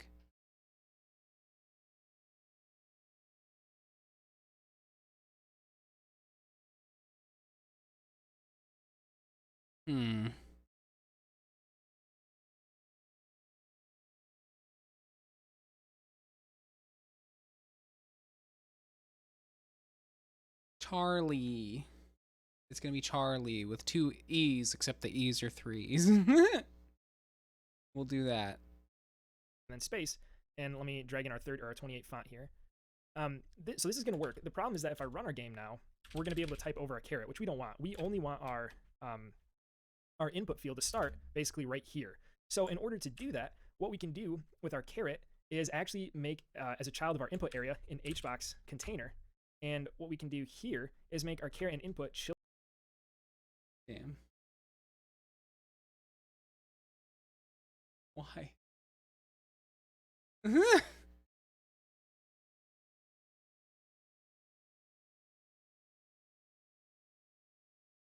Children of that container. And so now you'll see that this HBox container is going to automatically handle laying them out horizontally in columns for us. So we'll have our caret, and then our input comes after it. Now again, we want our input to take up the entirety of the space available to it. Since we added this container, it's not doing that anymore. So we need to manually tell it to do that. So we can do size flags, horizontal, expand, and we'll see that our input field is now taking up the entire space. So that was a really quick and easy way to get the functionality we were looking for. We just add this container, and all of a sudden it's taking care of the fact that we're trying to have a caret before our input field, and the two won't overlap anymore. So that's really nice. If I run our game, we shall see that all of a sudden we start here. We can't really go back or select a caret. If I start typing, or if I go all the way back, it just starts and ends at the perfect spot. So this is really nice. One other thing we need to fix is the fact that if I just type a lot of characters, we're going to be able to input just an unlimited amount of stuff, which we don't really want. So if I select our input field here, and if I come up to the top, there is a max length property. And we'll set it to something like 48 for now and see how that feels. That's probably way longer than anything we'll need, but might as well give some space. So if I just start typing randomly, we should see after a while I can't type anymore. And the good news is that 48 characters is before we get to the end of the line, which is exactly what we want. So you could bump it up a little bit so it pretty much lines up with the end of the line, but I think 48 is totally perfect for now. I mean, there's no way we're going to have a command that takes this much room to type, and if so, we can adjust it later on. So now we have an actual input field that the user can type input. We've got this nice little caret here kind of prompting the user to say, hey, this is where you type.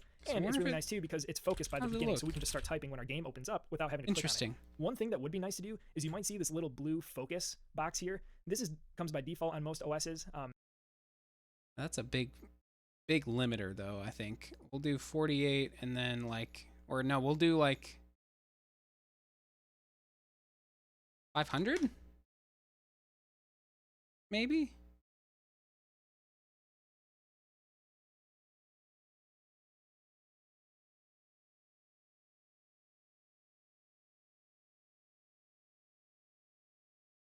Yeah, it doesn't quite work. I wonder why. Hold on. Do I need to set expand on this input thing?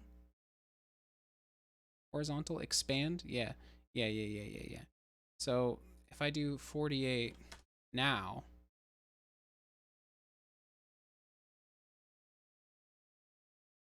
it's also got a little bit of a border around it. I don't like that.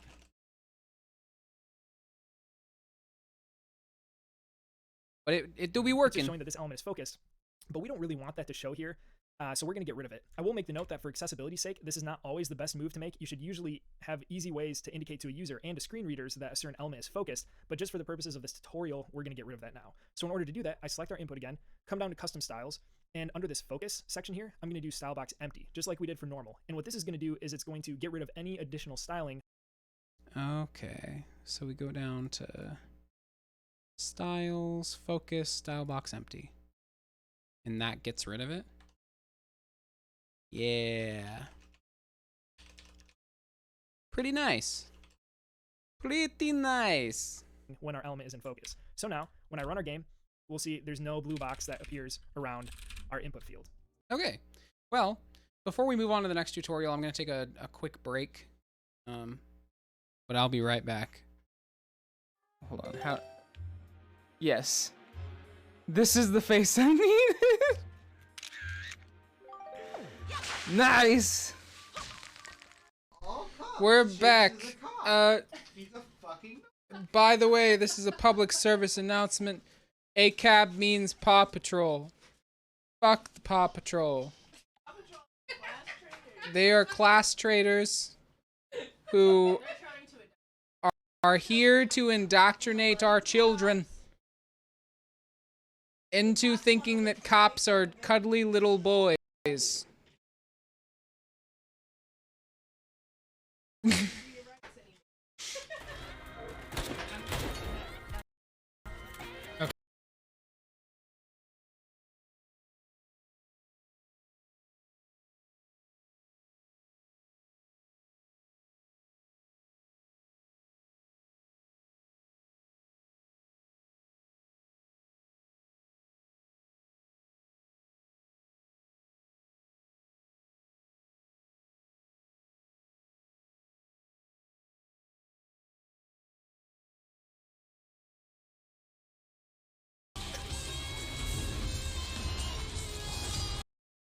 He's getting too close for comfort.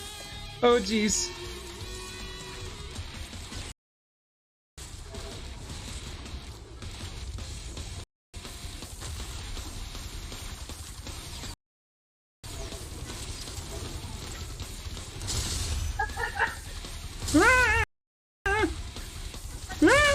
Fuck!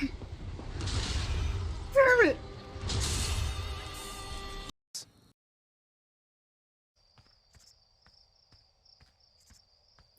I keep forgetting how fucking sassy the leader of that kid gang looks. He walks... I don't know. I just gotta demonstrate. He does his groin... He does the groin first maneuver. He goes... He's it's amazing, and it's just stank. My it's favorite part sassy. of it is that your pants are falling I guess off you your could body. just do you could do it with like one hand. This is how the anime villains walk. What if this is like the first thing your new viewers see?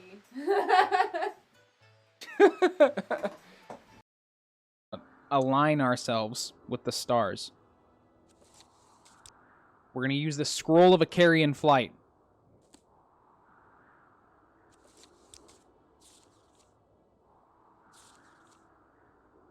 Okay. Let's do this. Make sure we're going in the right direction.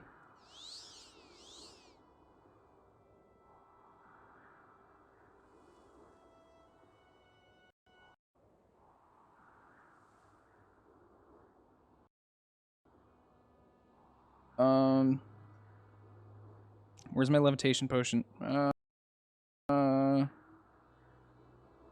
There it is. Oh, wow. Okay. This may have backfired a little bit.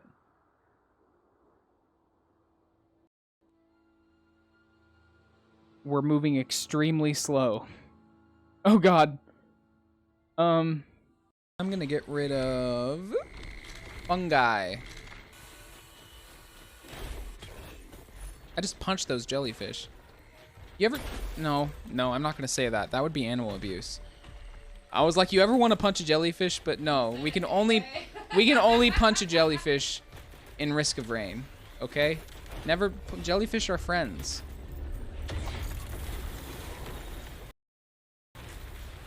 Kind of like a veiled threat. Are you dance? Are you willing to dance for your life? I could dance for my... I can fairly say that I can probably dance for my life. Dance like they're shooting your feet like that. Oh, look, it is the old, old fishy boys. Say. Die.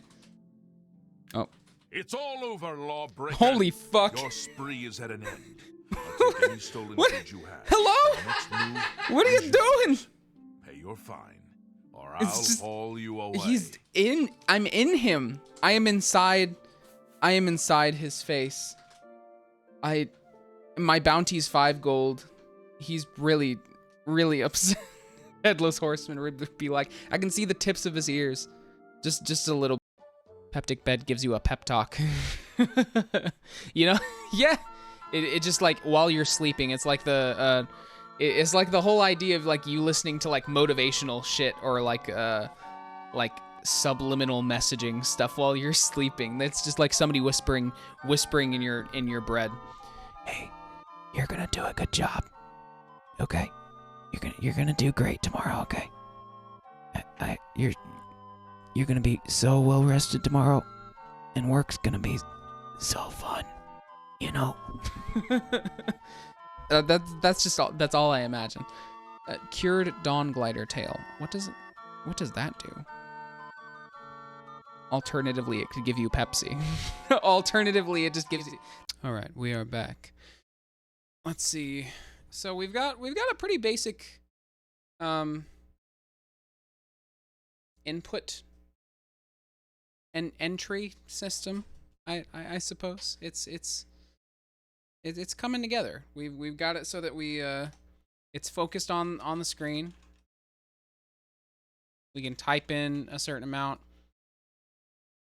We just got to get the interactability in there. And I've just been following along this tutorial by In this video, we're going to take what we started in the first video, and we're going to add a text input field to our game so that the user can start typing things and enter commands. We'll show you how to make this text on input field, how YouTube to add this if you nice want to little check carrot out the to the beginning to similar the indicate to a tutorial user that I'm this is where you following. type. And we'll also show you how to import fonts in Godot so you can get nice fonts like this one that we have here to kind of give your game a certain aesthetic. Let's get We've started. already done this one. We need to go to 3. How to use signals. In this video, we're going to add on to the input field we created in the last video and let you actually respond to user input. So if I type something like hello, you'll see a response come back from the server. We'll also make sure that if you continue to type things, we add a scroll bar so that you can mouse back over the history of what's been typed and see your input over time. Let's get started. So in the last video, this is where we left off. We were able to process text input, or to allow the user to type it, but we weren't actually processing or handling it or, taking the input when the user entered it. But now we're going to get to the fun stuff, and we're going to start learning how to process the input that the user enters when they hit the enter key. So in order to do that, there's a couple things we need to do. The first thing we need to talk about are signals. And so any node or any scene in Godot is able to emit a signal. If you've programmed in other languages, signals are the same as actions or dispatchers or observer. It's really just that same pattern that's common in so many different languages where you have some kind of a signal or event that happens and is dispatched, and then there are subscribers or listeners. So signals are basically events or actions. And then you can have different nodes or scenes subscribe or listen to those events. I never worked In with Godot, it's called events emitting a or signal like and connecting actions to a much signal instead when of I was dispatching doing and like subscribe my or software whatever you're used to. development degree at all. So So there are a couple ways it's to kind of connect like a to little bit of a signals new that an concept to element me. has, or that a node has. You can do it by code, but you can also do it by the editor, and that's what we're going to do right now. And so if I select our input field here, and then come over not to the inspector tab, but select this node button, you're going to see signals and groups. We're not going to go over groups right now. Groups are basically like tags in Unity, pretty much the same thing. We might use them later on, but no need right now. But you'll see a bunch of signals. Some of them are common to every single type of scene or item in Godot, like nodes and objects and canvas items. Some are unique to control nodes, so you see a bunch of things about focus and GUI input, mouse entered and exited. And then there's ones that are specific to the specific type of node you're dealing with, so like a line edit. And the line edit node has a signal called text entered.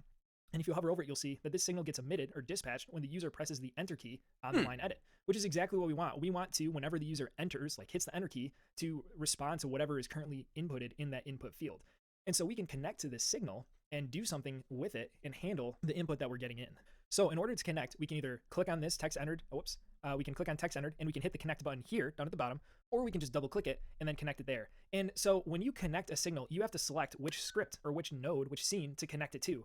Now, we only have a script right now on our input field, and we don't really want to connect it here because we want our input field to be responsible for letting the user input stuff. We don't actually want to have it processing that input. So we need to create another script on something else.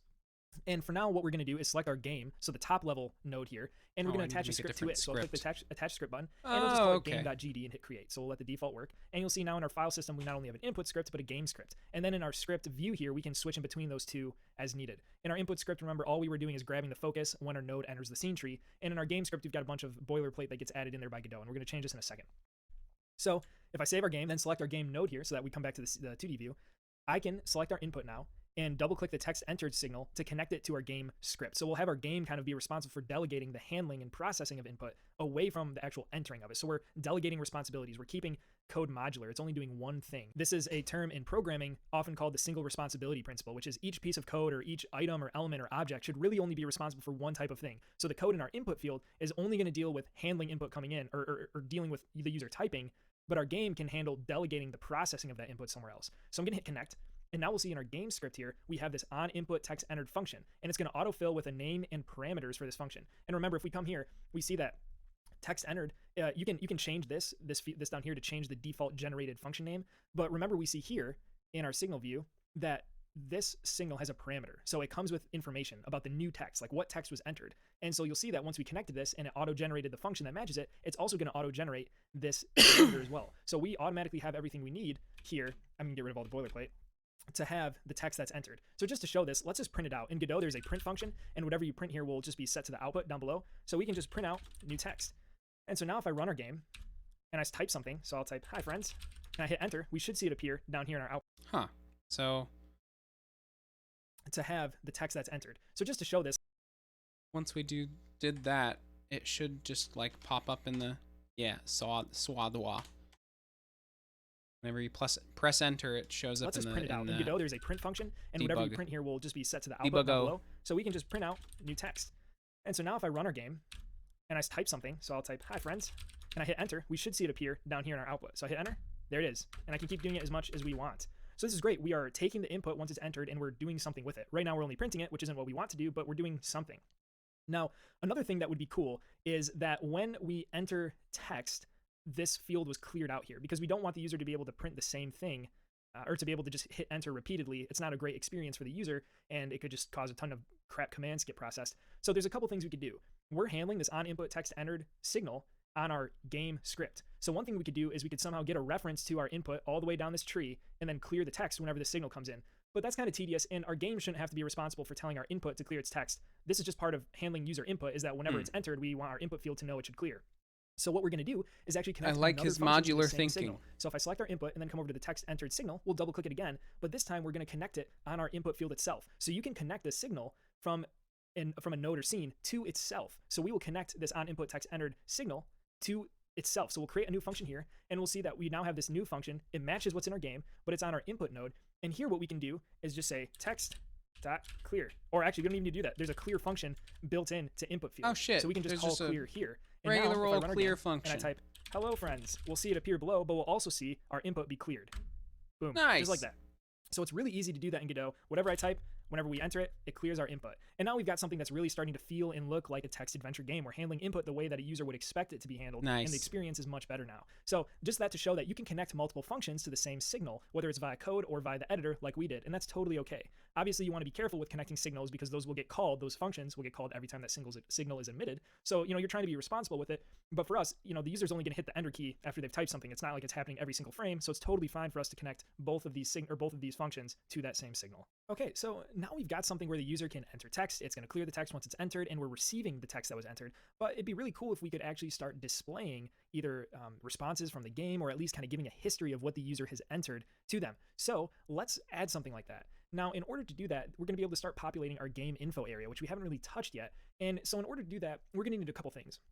One is that we kind of want to have a scrollable history of all of our game input, and we can edit how much of that Scrollable history is a good idea. Like how many commands should make the sure game that show people and remember, and let the user can just always go back. I wonder if I could make it possible that you could scroll back the entire history.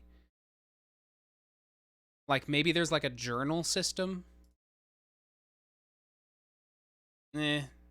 I feel like that would only be like super relevant if we were doing an actual whole RPG, but that's a good idea where it could be like an entirely scrollable. I just wonder like if that would be bad for performance to like the game writes a story in a text document. Like it writes your entire progress in that text document, and records all of your actions, and you can go back and check that and read all of it or whatever. And like your journal would have like hyperlinks to the various places. I don't know. I think that would be a cool idea, but for a roguelike, I don't know if it would be that relevant. But we can at least scroll a little bit. Do the scrolling that he is recommending.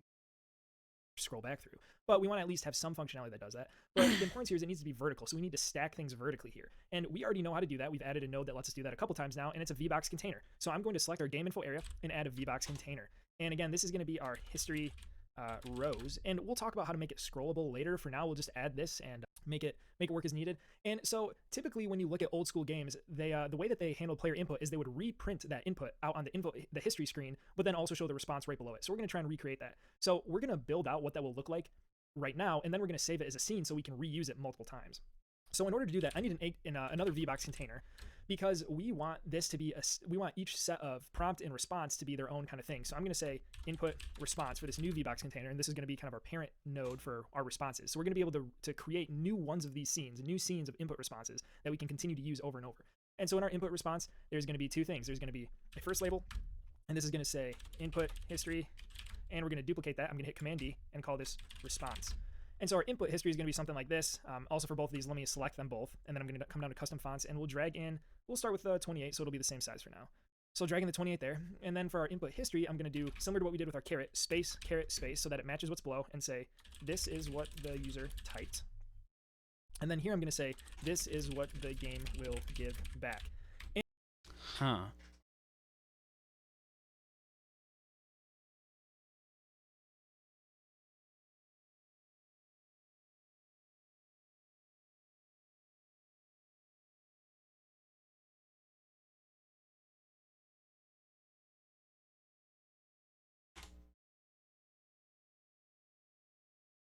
Oh shit, do I have to give it a font again?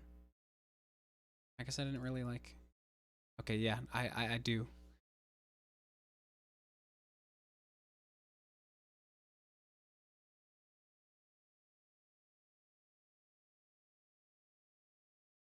So I guess we'll just do one that's 16?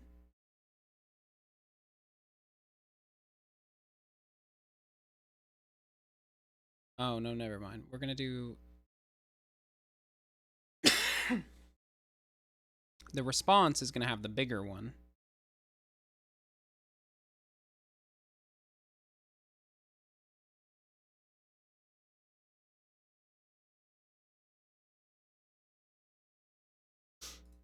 Oh, no, no. Wait. Hold on. Input history. This is what the user typed. Okay.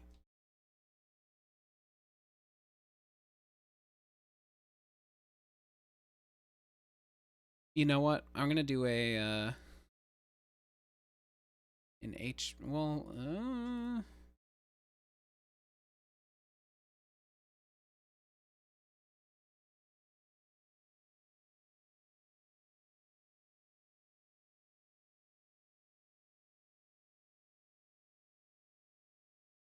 we'll just do a hashtag there.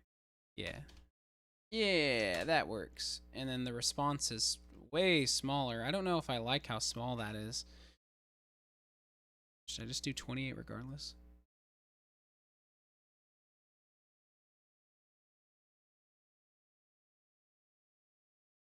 Okay, that works.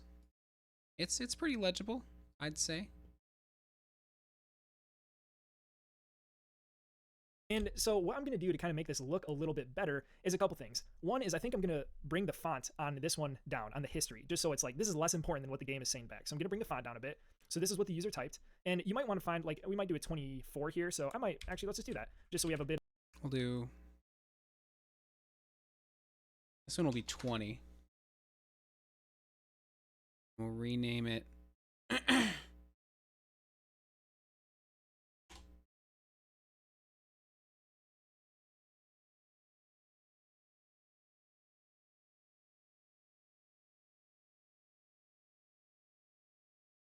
Yeah, that's better. Bit of variance in our fonts. So I'll create a new 24 font, bump this up to 24. So I duplicated our 16 and bumped it up, the duplicate up to 24. And we can drag this 24 in. So it's slightly smaller, but not too much, but it's noticeable.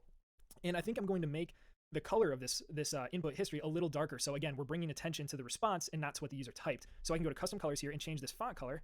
And I can change it to just a slightly more gray one, something up in here. Yeah, and I probably should change the... Nice. Pizza paid the bills!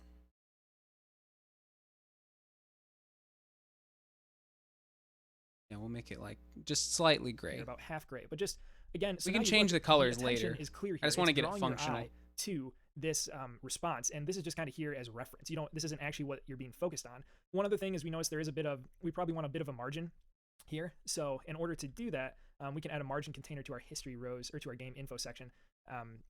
We'll come back to that. This will be good for now. So this is kind of what we want to have going for us. And so in Godot, we basically what we want to do is whenever the user types something, we want to create one of these objects. We want to create a VBox container that has two children like this. To give us the ability to do something like that where we have a reusable scene, we can actually right click on our input response container on this one. So right click on this and we can hit save branch as scene. And what this is going to do, and I'll just do input response, keep the default name and hit save. This is going to save our input response as its own scene branch. And you'll notice I can't actually expand it now, but I can hit this button and it'll open the scene up in a different window. And this right here is the power of Godot. You can save any collection of nodes, even a single node itself, as their own scene, and you can reuse that scene and customize it in your game as many times as you want. All of a sudden now we have this really nice reusable input response scene where we can eventually add a script to handle setting what these two text fields should contain, but we can keep reusing this as many times as we need in our game, and it's going to give us a really nice, easy way to keep adding responses every time the user types something. So now that we have this input response, we can actually get rid of it because we don't want one to be there. We're going to actually load it into our game, and the way we're going to do that is by coming into our game script. And so there are a couple ways that you can give scenes that are not in your game. Basically, they're like prefabs in Unity. There's a couple ways that you can load those in. One is to do it via the editor. There's certain ways you can make export variables, they're called. We'll get to that later on in the series. But the way we're going to do it now is using preload. So preload is a function you can use in any Godot script that will load in something into memory upon whenever that script is parsed. So I can do const, and we're going to say const here because we want this to be constant. It's never going to change. And this is going to be input response. We want to uppercase this. We're going to Pascal case this because it is a packed scene itself. It's the scene data, but it is not an actual game object. It's not a scene or a node in our game. It is holding the data for what that scene should look like in memory. And so because it's basically, think of it as a class. It's a script class, but not an actual instance in our game. And so it's like an abstract class that we need to instance whenever we want one in our game. And so we're going to use Pascal case here. And I'm going to use preload, this function built into Godot. And then I just have to give it the path to our scene. And this is going to be res and then input response, as we see down here. So I can find that in the autofill, hit enter, and it'll just be there. And all of a sudden, whenever our game loads and this script is parsed, we are going to save the data for this input response scene into this input response variable. And now what we can do is whenever we enter text, we can create a new one. But we want to make sure we're creating it as a child of this history rows object. So first we need to get a reference to that. And in order to do that, we're going to type onReady, one word, var, and this is going to be history rows. And then I'm going to say equal sign and then the $, and just start typing history rows, and we'll find it here. Godot's going to autofill it for our scene tree. And let me break down what's happening in this line. When you want to get access to a node or a scene in your tree, you can use this $sign to select it. So this is just the path of this history rows scene in our tree. You'll notice background, margin container, rows, game info, history rows. That matches exactly what the code is right here. So this is how you select a scene or a node in your game that's currently in your tree and affect it.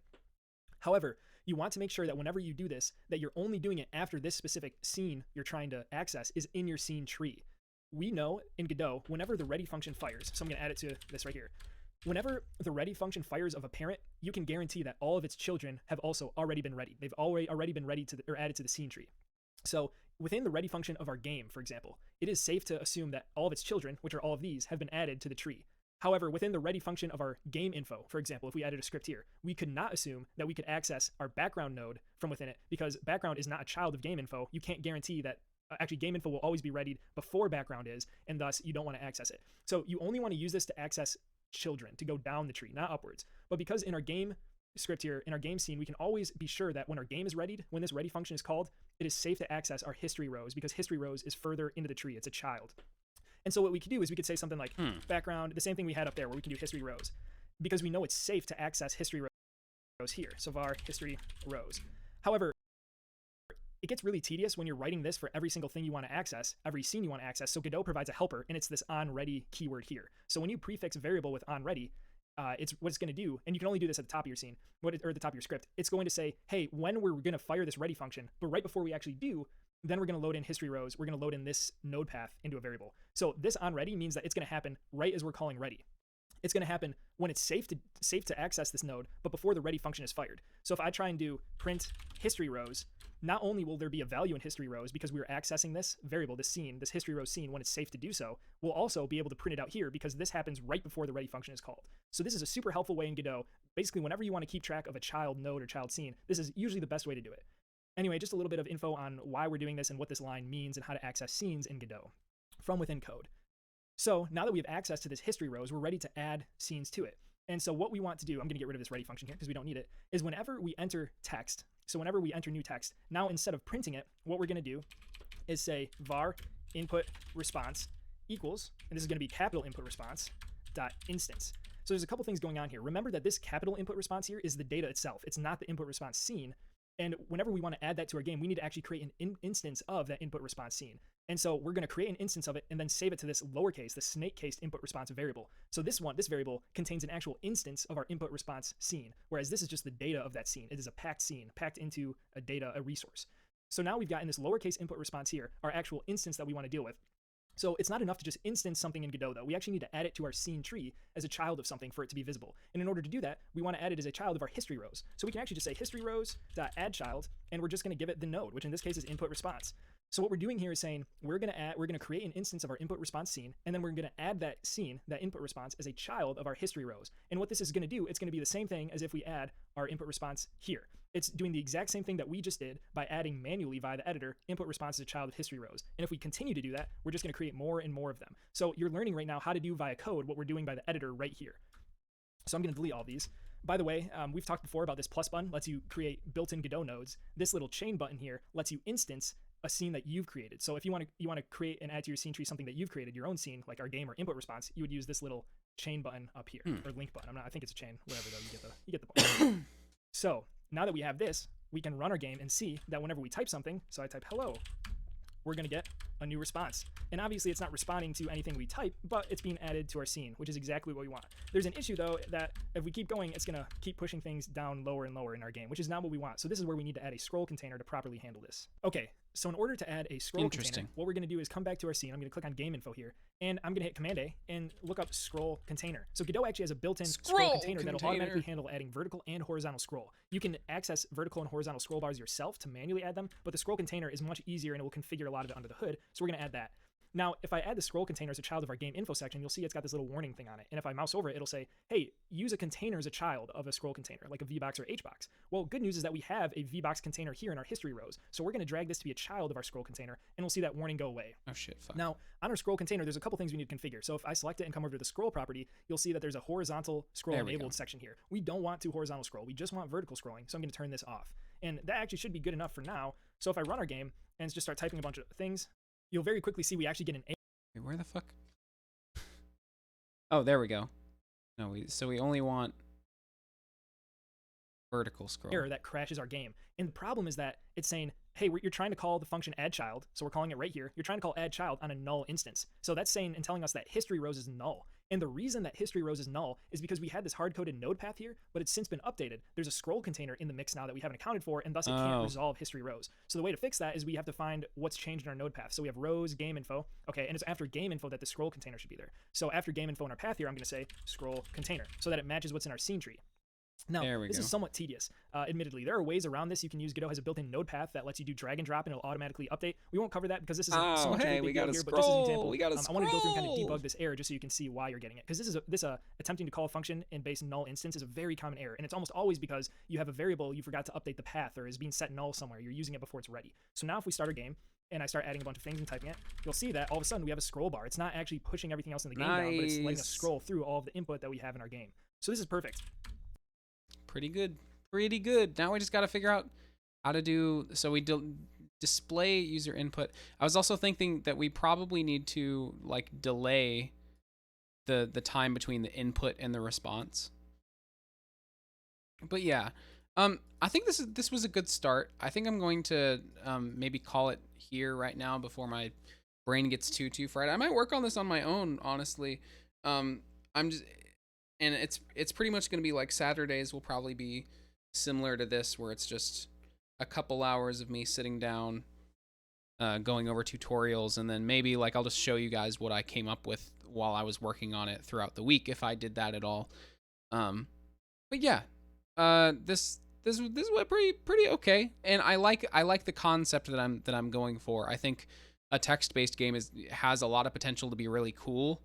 If you like spice it up and like add some visual effects and shit, some art, I think it would be pretty good. I haven't seen a lot of like fancy text-based games in a long time, you know. But yeah, have a good start to your week. We will be back on Wednesday with some more Nier Automata, and so it'll be Wednesday and Friday, Nier Automata at 4 p.m. And then we'll be back, do some more game dev stuff next Saturday as well. I'm also going to be maybe coming out with a music piece here soon. I'm covering Bloodsport by Sleep Token. I'm still trying to work out how I want that to be structured, and I'm learning the piano part and shit. But once I put it together, I think it's gonna be nice, and I'm hoping to get it out by like Halloween. I think if I was able to do that, that would be awesome, because I feel like Sleep Token's kind of spooky themed in a way, you know. But yeah, have a good start to your week. Stay hydrated, take care of yourselves, and I'll see you later. Peace out.